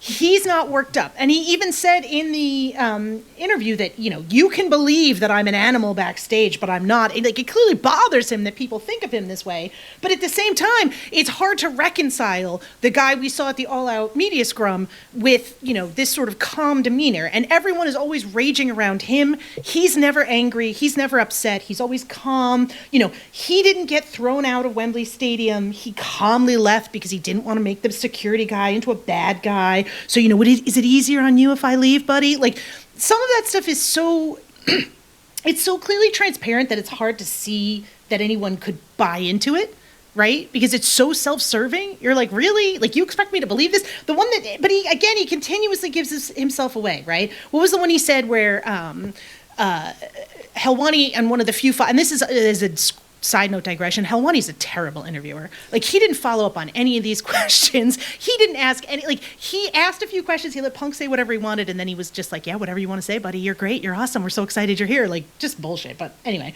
but he says to Helwani, you know, I care about what's best for business. And I feel like this is the part we have to get a little bit into the Colt Cabana stuff, right? Because he says, Colt Cabana came up to him and said, can we squash this beef? Can we resolve this? And Punk said, I will not speak to you without a lawyer present, right? The same guy that believed that the Bucks should speak to him without a lawyer present. Yeah. Right. The irony of this, and like, this is the part where I also think people, you know, this got downplayed a lot, and this is one of those things that just irritates me, right? You know, how many times has Punk acknowledged, or has it been accurately reported that Punk has brought his attorneys into a dispute? As you said, the Moxley stuff, when he was feuding with Moxley. Yep. The Page stuff, he admitted it. The BTE stuff, he admitted it then. And you understand when he says the legal stuff, when he talks to the lawyers reach out to the people and say, either you stop doing X or we will sue you, right? That's what that is. It's a threat for a lawsuit, okay? So you're supposed to work with someone, and you are under the impression that, you know, you could do anything and they're going to send you a letter telling you to stop doing it because you're going to get sued, right? Like, and yet, you know, he's reasonable. He's super chill. And think about, like, people are like, oh, Colt Cabana wouldn't have drawn money. You think that as part of that Hangman feud, if Colt Cabana and Hangman had done a tag match against Punk and somebody else, you think that wouldn't have drawn money? You think that wouldn't have drawn interest? Like, and I'm not into that, right? Because I don't believe that Colt Cabana should be forced to work with somebody if he doesn't want to. And I'm not supportive of anything else. But this idea that, like, you know, I didn't have to do this with Colt because it wouldn't have drawn business, but everybody else should have done it for me because it would have, is so bullshit. It's interesting. We you know, you can't talk about Colt and not kind of talk about Page in a way. But the Colt thing. Okay, so he says that Colt approached him and said, you know, let's sort something out. And I think Dave mentioned in the Observer that one of his things was, you know, when Collision started, it would have been like a huge olive branch. So they just say, right, keep him away from me, but he can produce for Collision, for Ring of Honor Collision tapings. And instead he was moved straight to Dynamite. Yeah, he was moved to producing matches at Dynamite. And this is the key thing with the Colt thing. So Colt Cabana, primary role is a producer. It's not as a talent. It's a producer. So when you're doing this whole why hasn't he been on TV for 8 months, it's because it's not his primary job. Right. And that was his primary job when he came into the company and all the way through to the spring of 2022. Colt Cabana was not signed until they thought CM Punk was going to WWE. Right. And CM Punk said that this week. He actually said, you know, I thought I was going back, and then Vince McMahon kind of kiboshed it, you know, when he did the he had a backstage handshake deal. Exactly. He had a handshake deal with WWE. He was ready to go back there. The backstage stuff with Fox scuttled it, was pretty much what he told Helwani. Yeah, he had a handshake deal. He wanted to go back to WWE. You know, when he was doing the whole thing where he was accusing Cody of just texting him, and they were using his name to generate hype, even though Tony went to him after Matt Jackson as the second person he went to. So, it's that thing of, you know, it benefits him to look like that, but it wasn't particularly honest. So, he was going to go back to WWE, and that's what people in AEW thought. They thought that was his destination. Once he signed the backstage thing as well, that's what they thought. Colt Cabana was not brought in until they thought they weren't getting CM Punk. Right. They held off, even though they had a large amount of respect for him, and even if you listen to a lot of people who were very influential at the start of AEW, you'll know that, you know, they saw him as an innovator, as the kind of pioneer of so many of the things that they used to kind of create their brand and to develop this kind of relationship with the audience, whether it be the kind of merchandising, or whether it be podcasting, or even just kind of their interactions, you know, building relationships with the way they do the kind of tables at shows. Whichever way, that's how they saw him. But they didn't sign him, knowing the implications, until they thought Punk was gone. So he comes in, he's a producer. And then he goes away to do Young Rock in the January of 2022. And Ace Steel is released from NXT and picked up by AEW. He comes back and he is told that he is no longer a producer. He's on TV still. And he's on TV with the world champion. Not just like doing, you know, low-end tag matches or, you know, that sort of thing. He's on screen with the world champion at the time of Adam Page. Yep. Yep. Something happens. There's an incident with someone close to Punk. And the next week he's not on TV. At the time, his contract's coming up. You know, he signed in 2020? 2019? 2020? When was the pandemic? 2020. Jesus Christ. 2020, Trish. Thank you. He signed... When's the pandemic? It's been a long few years. Okay? So he signed... It looks like it's a 2-year deal. Okay? His contract is coming up. He is offered a new contract. So if you want to consider that, you know, his work wasn't considered good enough, or Tony had issues about that, he was offered a new contract. It's on the table. All of a sudden, that contract offer is rescinded. You tell me how that looks, okay? And I'm not even getting into the kind of sourcing and what people say and some of the incidents that would lead people to believe what happened. Right. But here's the basic information. His contract offer was rescinded. He then is out of contract. And the thing about that is you know, Punk loves to use the line, you know, they said I got him fired, he was not fired. Right. But that's not what we're talking about, is it? No. Who got his contract? Who was responsible for his contract offer being rescinded and him going out of contract? Right. That's a difference from being fired. And he knows that. He absolutely knows that.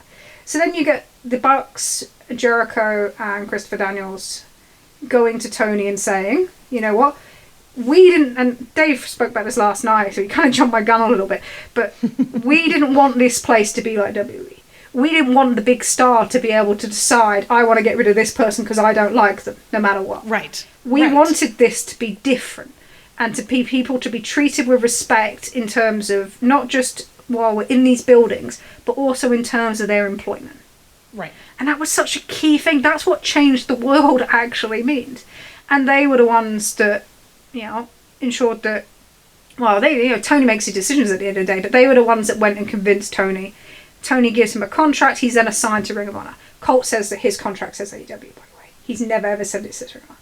But he's assigned as a producer because that's his fucking job. Okay? Right. And this thing with Adam Page is, so Punk likes to portray it as it was just about Colt. Right. Okay. It's not just about Colt. We know that. And I'm sick of it. There's one person that just keeps repeating that it was just about Colt. It started in May. When Dave can go on radio and tell you that it started in early 2022 every fucking week. It did not start with Colt. He was a consultant. He had an ideology. He had an expectation. He had a thing that he had to always be right. And if he thought he was right, or he ended up being right, he'll then talk to you like shit. And this happened consistently. He doesn't talk to people with respect. We're not talking about just like management of the company, we're talking about other people as well. And people see this and they recognise that. But they also see that there is this change and this fundamental ideology in this company that they thought was incredibly important. If you watch Adam Page's promo before Double or Nothing, and then go and watch the one on the Countdown show. That Countdown one is massively underrated, by the way, because it was done before there and no one counts it. No one thinks about it. You will see the ideology challenge, and you will see how that's laid out. And Punk can say, you know, kill me as a babyface. Well, we had Eddie Kingston and MJF cutting promos saying you were who you think you were, and then we had MJF playing you after All Out in a promo with John Moxley as someone who was a fake, right? So that was already built into your character perception. But he also leaves out the fact when he wants to talk about the Page promo, that Page cuts a promo in Baltimore where Page decides to play heel because he thinks it would be better, knowing that the babyface is going to go over, and recognising the crowd, because he's not thick, he can read a crowd. You can see how his position has affected him, and Punk doesn't know those lines, and he goes to a lawyer, management, and he complains. So he complains there. He then gets a promo a week after, where he just says what he wants. Page doesn't mute. Okay, Page doesn't say anything. I think he ends the promo, you can hear him mouthing like, fuck off and fuck you. It's good. But it's like, how did Page feel about that promo? That one was like, it doesn't matter, it's just business. I'm the businessman, so I'm getting the belt promo. We don't know, because he doesn't talk about it.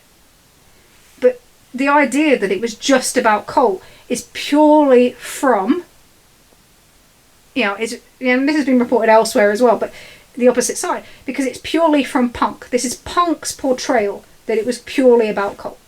It's not Page's portrayal. We don't have Page's side. Most of this story is Punk's side, and he still looks like an asshole in it. Right? But he wants to talk. No, it's true. Yeah, you want to talk about the Hangman promo, and did Hangman go into business for himself? Yes. My interesting questions are on this. Okay, so what drove him? What drove a guy that never does this stuff, who keeps to himself, that doesn't want the limelight, that isn't interested in creating havoc? What drove him to do this? I'm far more interested in that. Yeah, he made that decision. Is it a decision Punk's made many times in his career? Absolutely. Is it something that's actually got Punk to the position he's in? Yes. And you can say that things like the pipe bomb were carefully written out, and they were, but that destroys his image somewhat as well. But there are plenty of examples in his career of him doing similar. But I don't believe, and this is from talking to other people, who know the situation, I do not believe that Page did it for himself. He wasn't looking for a Punk program. He wasn't looking, it's the same thing with the receipt promo. Page could have gone and done something. He could have gone to the press, just like, Punk did in like 2013 when he wanted into that Rock Cena match and kicked up a fuss. He did fuck all. He didn't do anything. He tried to defuse the situation. He wasn't looking for a program.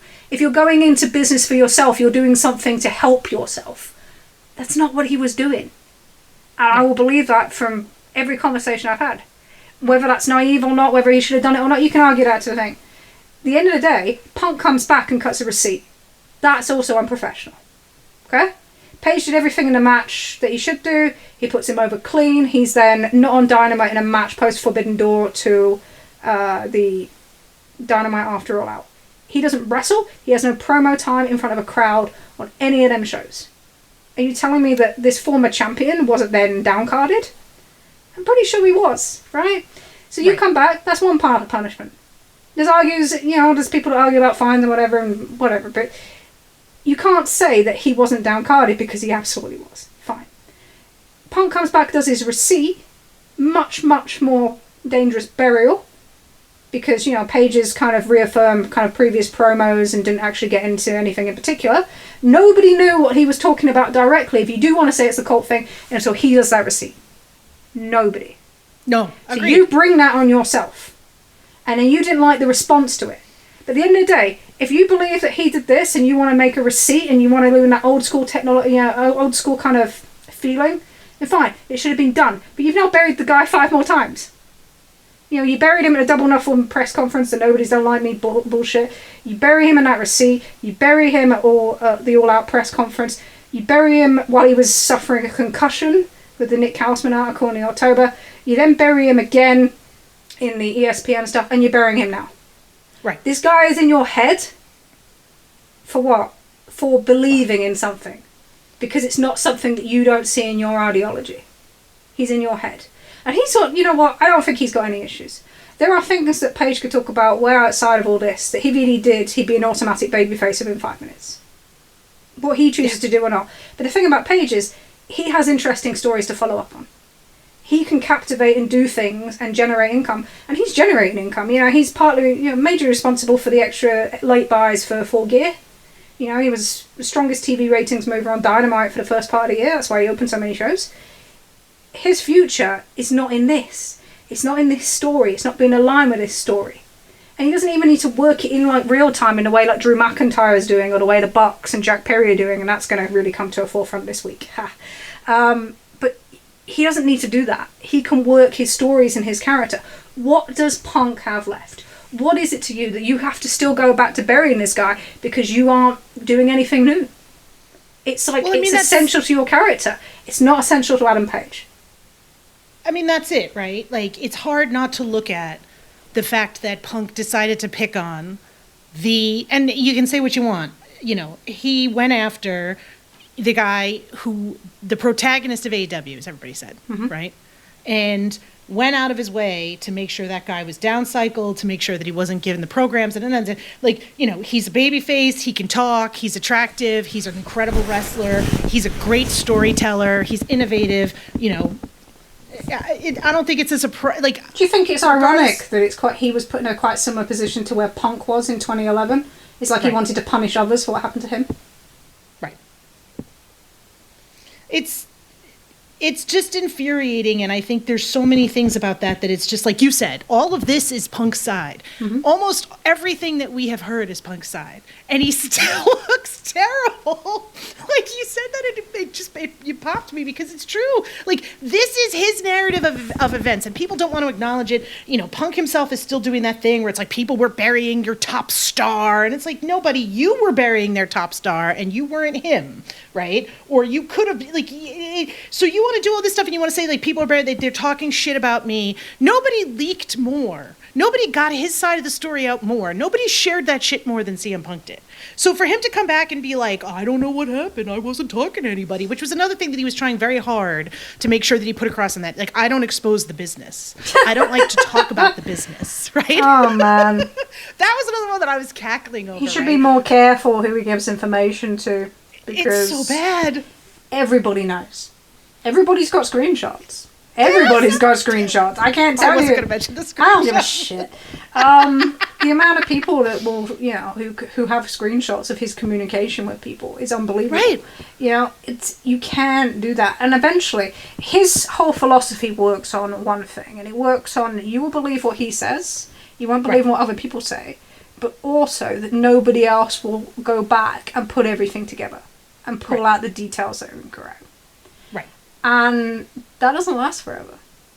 Well, no. And somebody will. Because he got so lazy with it, or not lazy with it, but he got so desperate after that Greensboro show where he banned all the shit started to come up, and he banned banned Hangman from the building, right? And banned from Collision became a meme, and that did break the Westminster bubble. Yeah, right. Banned from Collision became a meme, and so you end up with all that stuff, and he became so panicked that it became incredibly obvious that he was leaking these stories. Where I think before there were those of us that knew that this shit was clearly coming from him, but there was the level of like, no, Punk didn't leak this. This is clearly coming from the Bucks. It makes the Bucks look terrible, but they're the ones sharing the information with Dave Meltzer because Matt Coon saw them making babies behind Oh my. Sorry, I'll never stop thinking that one was hilarious. Okay. That's one of my favorite ones. But anyway, okay. So I want to tell you, I want to talk about some of the things that I actually agree with him, what he said. Go. Because people will be like, well, you just want to... I'm not here to just bury him. The things I'm lining out here is the idea is to line out, these are things that are, things that happen. But they're not in the public conception because this is what he's talking about. So I want to tell you, like, these are the events, okay? And I want to tell you some of the thinking I hear from other people around, what other people are thinking and what people neutral are thinking. That's what we're doing. It's not, the idea is not to just bury the guy, No. It's to illustrate that. Because we're talking about him because he is fascinating. And he is, in some ways, captivating. Otherwise, we wouldn't be talking about him at all. But there are some things that I absolutely do agree with him. He says that after Brawl Out, he thought it would never work. And that, even putting on different shows. I agree. You know what? It was never going to work.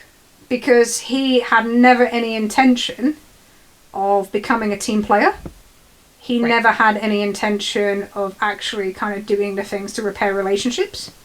Right. And his was all or nothing. I've said this since the very start. When this, we talked about this earlier last year, and you can tell, some of our group chat, I have said it's either going to be him or the Elite. Yes. It always was. Because the two ideologies were so different and so against each other, that there was never going to be a solution where everyone was catered for. And it was in Tony's best interest to try and make one. And I respect him for that because, at the end of the day, the TV deal is the most important thing to him. I get that. Yes. Yes. But they were never going to be. And as soon as the Elite re-signed, that was it. And that's why there was an escalation straight afterwards. The Greensboro thing, like, literally straight after, a week and a half later. So, and the legal letter about BTE. So there was an immediate escalation. That was it. It was over. I agree with him on that. Absolutely. The other thing, he talks about, AEW not being a business. And I want to point out that this so-called not business gave him his biggest live attendance he's ever performed in front of. That might be a good thing at Wembley Stadium. Yeah. That not so business is generally, number 3 on cable every Wednesday. That not very good run business was generating the month before he came in, 16,000 first weekend for New York, sold out all out on the pre-sale, 11,000 for Chicago before he came in. By the way, the 2 all outs promoted around him afterwards didn't sell out, so whatever.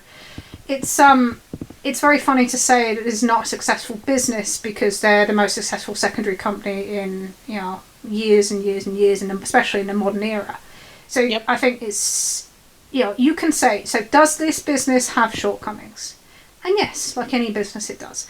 So some of the ones he brought up, he talks about kind of the infrastructure and it not being strong enough. Look, they are a small business. They do not have WWE infrastructure.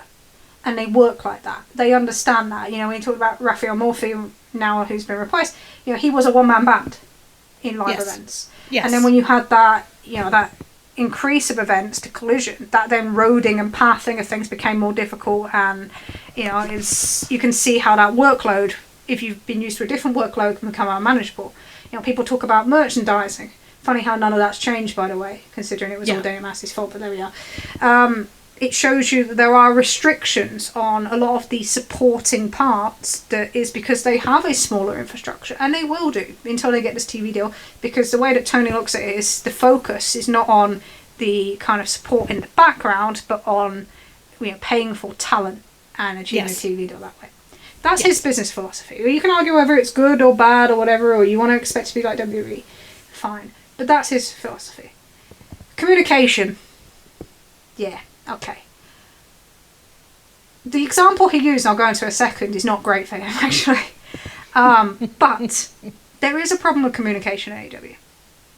And we've seen it in terms of, people saying we don't know what we're going to TV until the day before. We've seen it in terms of Tony has that habit of isolating people and freezing them out and then stopping communication with completely. We saw that in this case, with the Bucks and, and Kenny in the suspension. We've seen it with the Jack Perry stuff, which, Jack's now running in character things protecting Tony, which is interesting. We've seen it a number of times with Holland, who said, like, George, when you get to the end of your contract, you just don't hear from him. Right. So there is a communication problem, and we've seen it this week, when they've been playing own goals with the cuts. So, and we'll get to that in a second, but it's that thing of, yes, that company's communication needs improvement, and that desperately needs doing, and they need to look at that. He is right on that. He also used that for his advantage on numerous occasions, and was causing so many issues that it's very hard to improve your infrastructure when you're dealing with the fires in front of your face. But yeah, they have communication issues. It is an absolute that needs improvement. And in Tony's behaviour, he needs to look at himself as well. And actually, when you're annoyed with somebody, then just saying absolutely nothing to them, ignoring them and putting them in a box is not acceptable. No. Okay. So his example on communication he talked about when he got injured, he said nobody spoke to him for 6 months other than the AEW doctor. But no one organised his kind of medical and his surgery. And he kind of inferred that they didn't pay for it as well. He didn't outright say it, but his inference was, oh no, I just had to deal with everything myself. So there is a difference in how AEW and WWE do their things, and Alvarez spoke about this week. So in WWE, they will send you to a doctor, they will arrange everything, they will put you up in a hotel, whatever it needs to do, and then you go home. And it's rigid. They will pick who you see, they will pick where you go. In AEW, it's the opposite. So for most of the independent contractors, they will find who they want to go to, they will sort out the arrangements themselves, they will then fill in an app, and it will be reimbursed. So it's like expenses. Yes. And that can be good and bad. So you can say, actually, I want everything taken care of for me. But sometimes, people want to pick their own specialist. Yes. Brian brought up the example of Rey Mysterio. Rey Mysterio wanted specialist treatment. That caused a bit of an issue. So for him, the AEW way would have been better than the WWE way. For other people like Punk, he sees it the other way. It's kind of ironic that it's Punk who sued WWE Medical. But, so there are different ways of doing things. Whether you prefer one system or the other is different. People say, but they're paying money after. Not everybody has that money. But Tony has helped people who don't have that money. Mark Davis was a good example to sort out their kind of treatment. And then but that's the general way that it's doing it. And, it's interesting that there's two things to this. So the first of all thing, he says he didn't talk to anybody between September and March. He said 6 months, right? So you didn't talk to anybody when you had the meeting straight after Brawl Out where you thought you were going to be fired. You didn't talk to anybody in December when you put feelers out to WWE, and then by the end of that week you were kind of back with AEW. You didn't talk to anybody when you were arranging the meeting in February that eventually got postponed due to a funeral, or when you were arranging the meetings in March, and then Collision. So talk to me, I think, means like impersonal, like physical talking.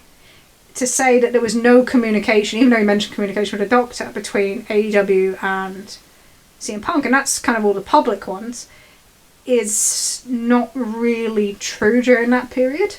I add to the thing like, Houseman talking about him not really being suspended and stuff like that, but that's to an aside. So even just with the public information, you can't say that you had no communication with the company during that period. Right. You can't.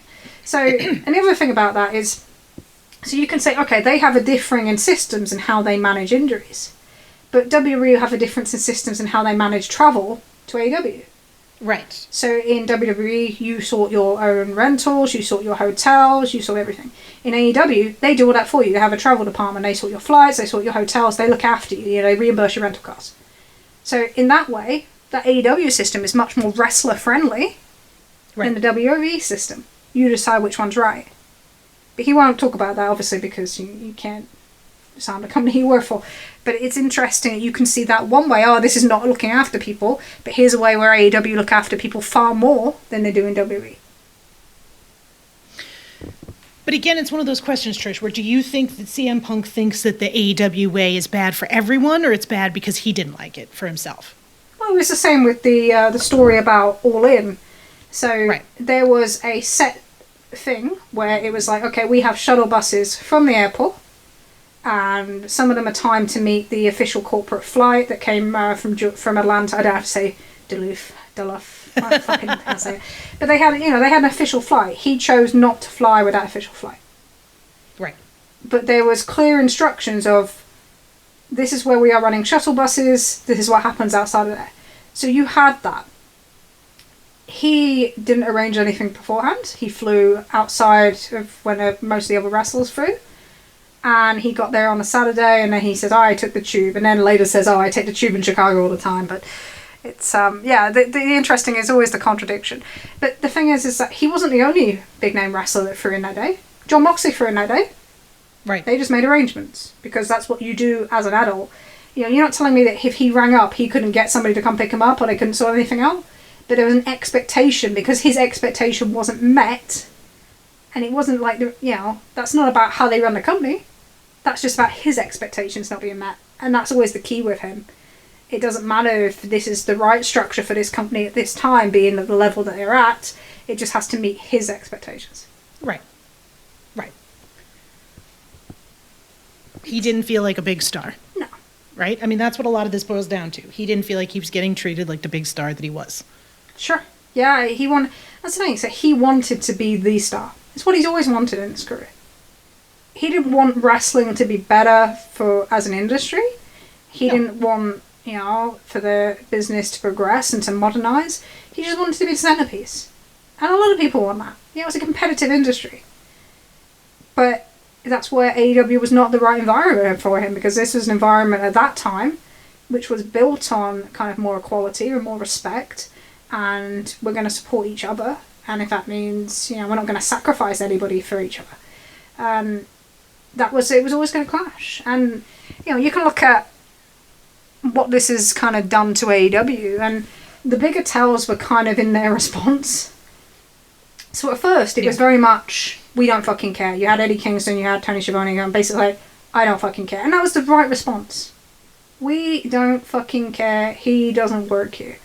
And then Adam Copeland goes out on TV, and you throw that out the window. And look, I know Copeland cuts a lot of the similar kind of promos about how excited he is to face people on Collision. A number of people point that out. But you made that a public thing then. You showed that you were moved by it. You were gotten to by it. And I don't think that was entirely helpful. And then you throw in more and goes, you go into your cuts. And I do wonder. I don't know what you think about this, and we'll ask you a question, but I'm kind of moving away from the interview a little bit about kind of how it impacts AEW. So they do them cuts. And they do it at the same time. The understanding is that they started them before that interview was kind of in place. But they knew the timing of that interview. And this was a significant change to the previous philosophy that Tony was talking about as recently as December, about kind of looking after people over product. And then by the end of the week at the Ring of Honor scrum, he's talking about, I can get some music that's worth an entire person's contract. Do you think he undervalues the importance of the kind of the change the world philosophy and the importance of looking after people to his fan base? Oh, yeah. Yes. We've talked about this before, right? I think that there, and I think we need to get into this more in some ways next week, because I think that this is more of like an in-depth topic. But, in a vacuum, as much as I don't ever want to see anyone lose their job, I appreciate and understand that there may come a time where it is not reasonable to say we are going to keep everyone on contract, we need to do whatever, fine, right? Like, this is where, as a friend of ours said, art meeting commerce is messy. And I'm not trying to stand up for billionaires or anything like that. I'm simply trying to point out that, like, unfortunately, real life is not always, as easy as we'd like it to be, right? So much of this is so fucking confusing, and so much of the messaging around it is so bad. And that's the part I think that that is so frustrating is how AEW just sometimes cannot get out of their own fucking way, you know, because the way that this whole thing was phrased and the way that they did this at the Scrum, it comes across as though Tony Khan is deciding whether to cut people on a whim, right? And deciding to give them their jobs back on a whim. And even if that's not the case, that's how it's presented, right? You know, and I don't think that Tony Khan wants to come across as someone capricious with other people's livelihoods, right? But it certainly did sort of come across that way. And, you know, deciding that you're going to rehire people because of internet outrage is just, it's not good, right? Throwing people under the bus, again, whether it's valid or not, it's not good. You know, don't punch down, right? And that's where it doesn't make a lot of sense. And I don't know. I think you can look at it and think, you know, the interview was like going 1-0 down in a football match, and then you decided to throw 3 own goals to prove how right someone else was. Right. It played into the narrative was being created, and there was absolutely no reason to. You know, if WWE want to go out and talk about AEW for 4 or 5 days, let them do that, but do not play into that and the perception of it, because as soon as you do, it becomes a bigger story. And it meant that no questions were practically asked about the Vince McMahon and other people's involvement in the WWE culture, which is what they didn't want. You kept that focus on there, and you know, and now we get to the weekend, and nobody's going to be talking about it this weekend because they're on to the actual shows. So you only had to get through like 4 days, and instead you kind of tried to kick yourself in the head a few times. And that, you know, I said at the start, this is a bubble story, and some of this stuff with AEW, with some of the things they've done week, is also in the bubble.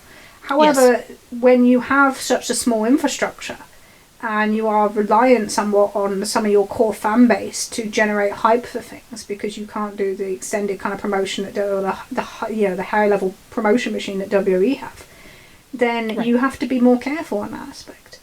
And doing kind of rah-rah speeches after you've released people and then talking about how much money you spend on a piece of music rather than on somebody's contract is not going to be beneficial to you.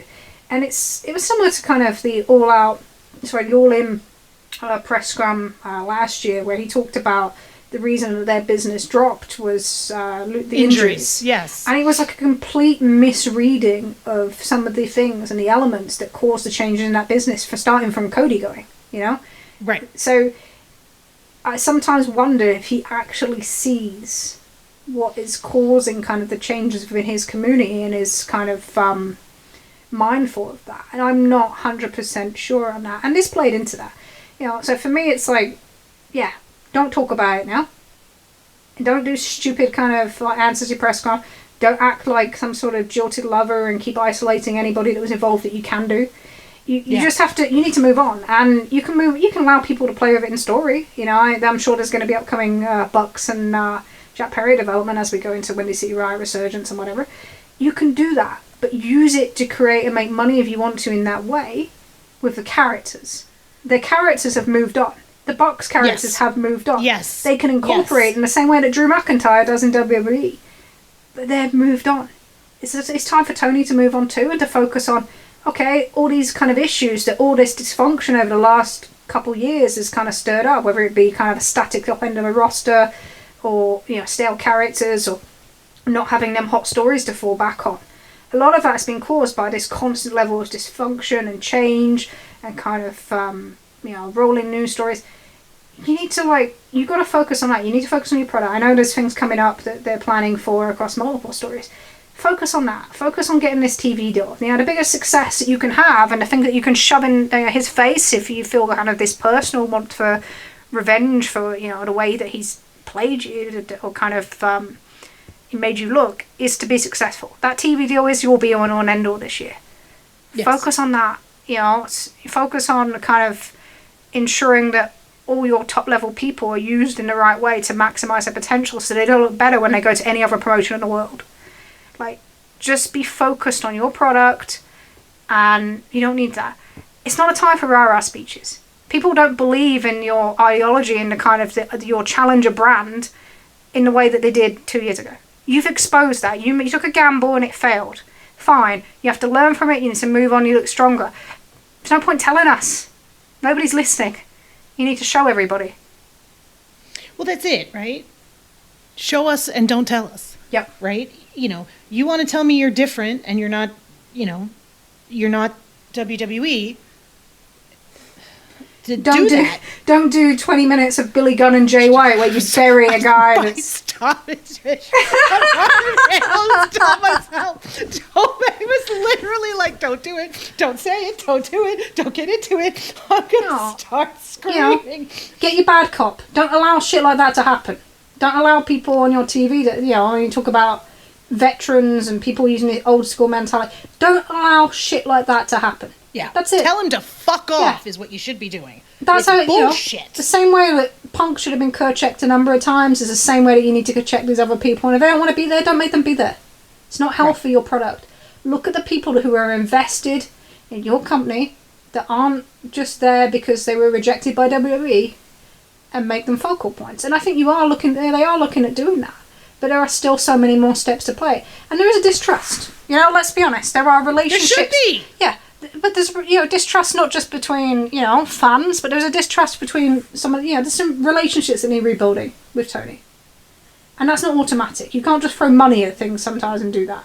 You know, he has to kind of, they will do absolutely everything for him. There is nobody, you know, in that top kind of line of performers that's not putting in effort, who's not working hard.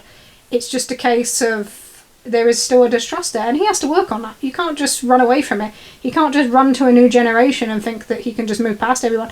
He has to rebuild that trust.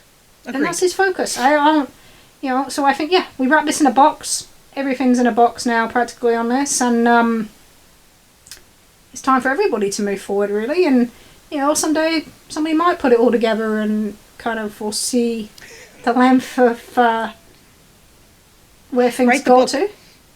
Yeah, I'm sure somebody will write the book. But until then, you know, he can go and do whatever he wants to do, and, you know, they can keep saying everything's great while he's only worked 4 ring promos, and, you know, Trish, the one thing the aggregators did not pick up on, and I'm so mad about it because it just fucking feeds into my perception that this WWE honeymoon is not going to last very long, is the part where Punk made a point of telling Ariel Helwani that he got fired on his wedding day from WWE. He and Triple H have moved past that, right? He's moved past it, but he made a point of bringing it up and talking about how it's, you know, bullshit, right? It was bullshit. I'm not upset about it, he says. It's water under the bridge, but he brought it up and he made a point of saying it again. And that to me was one of those things where I was like, how did nobody pick up on this? Jesus. Personally, he's so mad about it. He's not going to change. He doesn't need to go to, you know, he's not going to go to therapy. He's, you know, there was a joke, you know, when he went to the Raw taping, they're like, oh, he's in therapy. He's like, and then, like, people close to him are like, oh, he's in week 1. And you're like, yeah, okay. But, yeah, take some of them advice that you were given about going to therapy by people of big stature and go, you know, or don't. Carry on and do your next cycle of this. And, you know, until then, we're not really going to talk about him. We're just going to move on. And no. That's exactly what AEW need to do. It's exactly what a lot of the other guys on the other side are planning to do. And, you know, it's a big few weeks coming up. You know, they're under pressure for ratings in terms of public perception. Yep. But there are some big things planned in the next few weeks, and executing them is the absolute most important thing. And then getting Wembley right. So, yeah, that's the focal point now. And, yeah, it's been interesting, isn't it? We've had, I think we've had some fun with this. So, you know. I got a lot of laughs, and honestly... wasn't going to do much else with my Saturday afternoon, so why not? I just thought it was it's pretty important to kind of correct some of them misconceptions and point out some of the things, the context that was missing in a lot of the answers. Yeah. As well as the kind of the behavioural things, and it's such a, you know, it's been I guess it's been an interesting story for the last couple of years, but also I think it's been completely exhausting. And I think it's exhausted the fan base to the point where I think we have this overhang now. And, you know, I know people say, oh, they blame it for the dropping ratings and stuff like that. And, you know, I don't put it in that context. I said there's been damage to a lot of their key performers. And you leave them with that, and there's been dysfunction that's left them with very few storylines and hot storylines coming out of it in a way that they didn't last year. But it's, so you can look at it like that. I don't do, that he's personally responsible for everything that's happened to him, because it's not. A lot of it's been the reaction by, you know, people, by the company in terms of what they produce. So I don't see it that way, but I just think that it's been emotionally and, you know, exhausting, mentally exhausting to kind of follow all this. and it'd be nice to kind of have the reprieve and for everyone to move on. Yeah. I'm sure everybody's going to move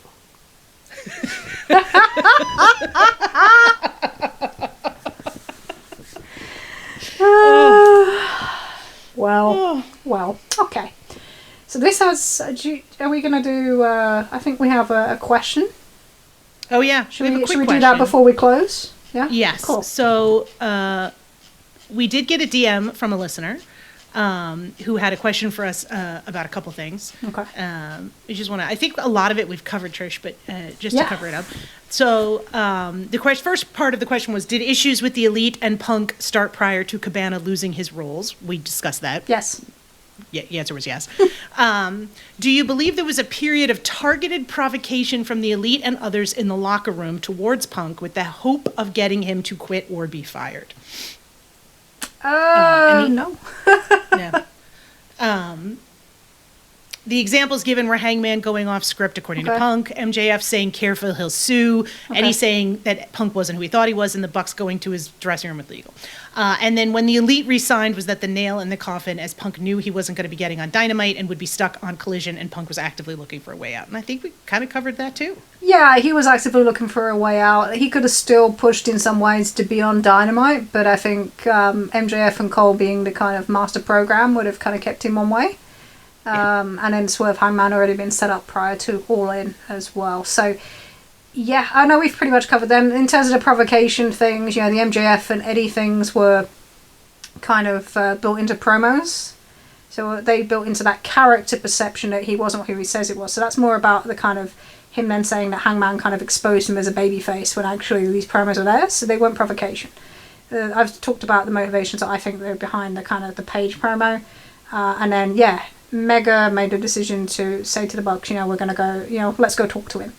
So they didn't, it's not that way. And I think the way that, and it tells, do you know what's really interesting is it tells you about the perceptions out there. And I always talk about this a little bit as in what, we talk about Punk's media strategy, but the idea is to flood the news.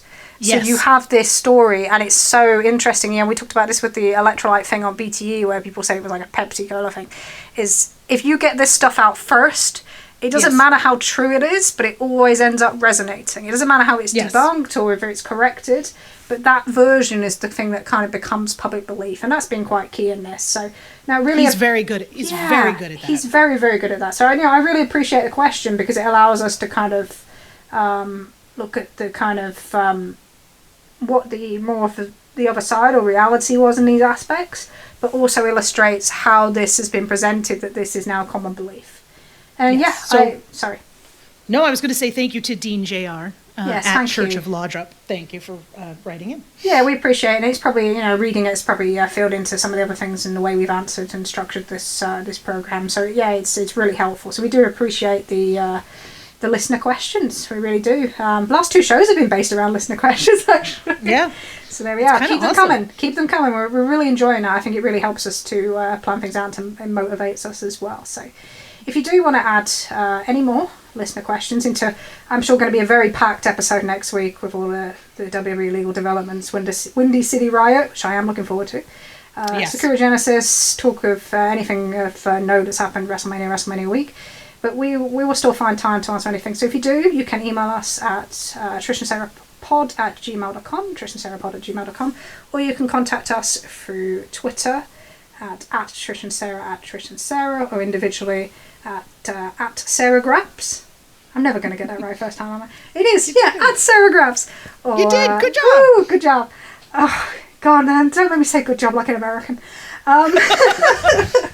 But also you can, or through myself at Trish Spears 48. You can find us also in the Social Suplex Discord, where we tend to hang out from time to time. If you want to raise a question there, or ask a query, or give us any feedback, you are more than welcome. Also, please check out all the other shows on the Social Suplex Discord, Social Suplex Network, where it's our great variety covering anything across from New Japan, WWE, AEW, and a mixture of subjects from One Nation Radio, keeping it strong style, to the amazing Tunnel Talk, where we have our producer Leah, who has taken her time out on this Saturday extra day in the 2 Extra weeks. day, We very much extra appreciate show. it to get this out on a real short turnaround. So we really appreciate it. Thank you very, very much for doing this today. And until I said 2 weeks last time, but I lied, right? We lied. We lied. We viciously lied. I'm a vicious liar. Yeah. Tell me when I'm telling lies. Right now, girl. But this one I'm not. So we will see you in a week on Tuesday, back with more regular programming. Until then, I've been Trish. I've been Sarah. I hope you've enjoyed this episode.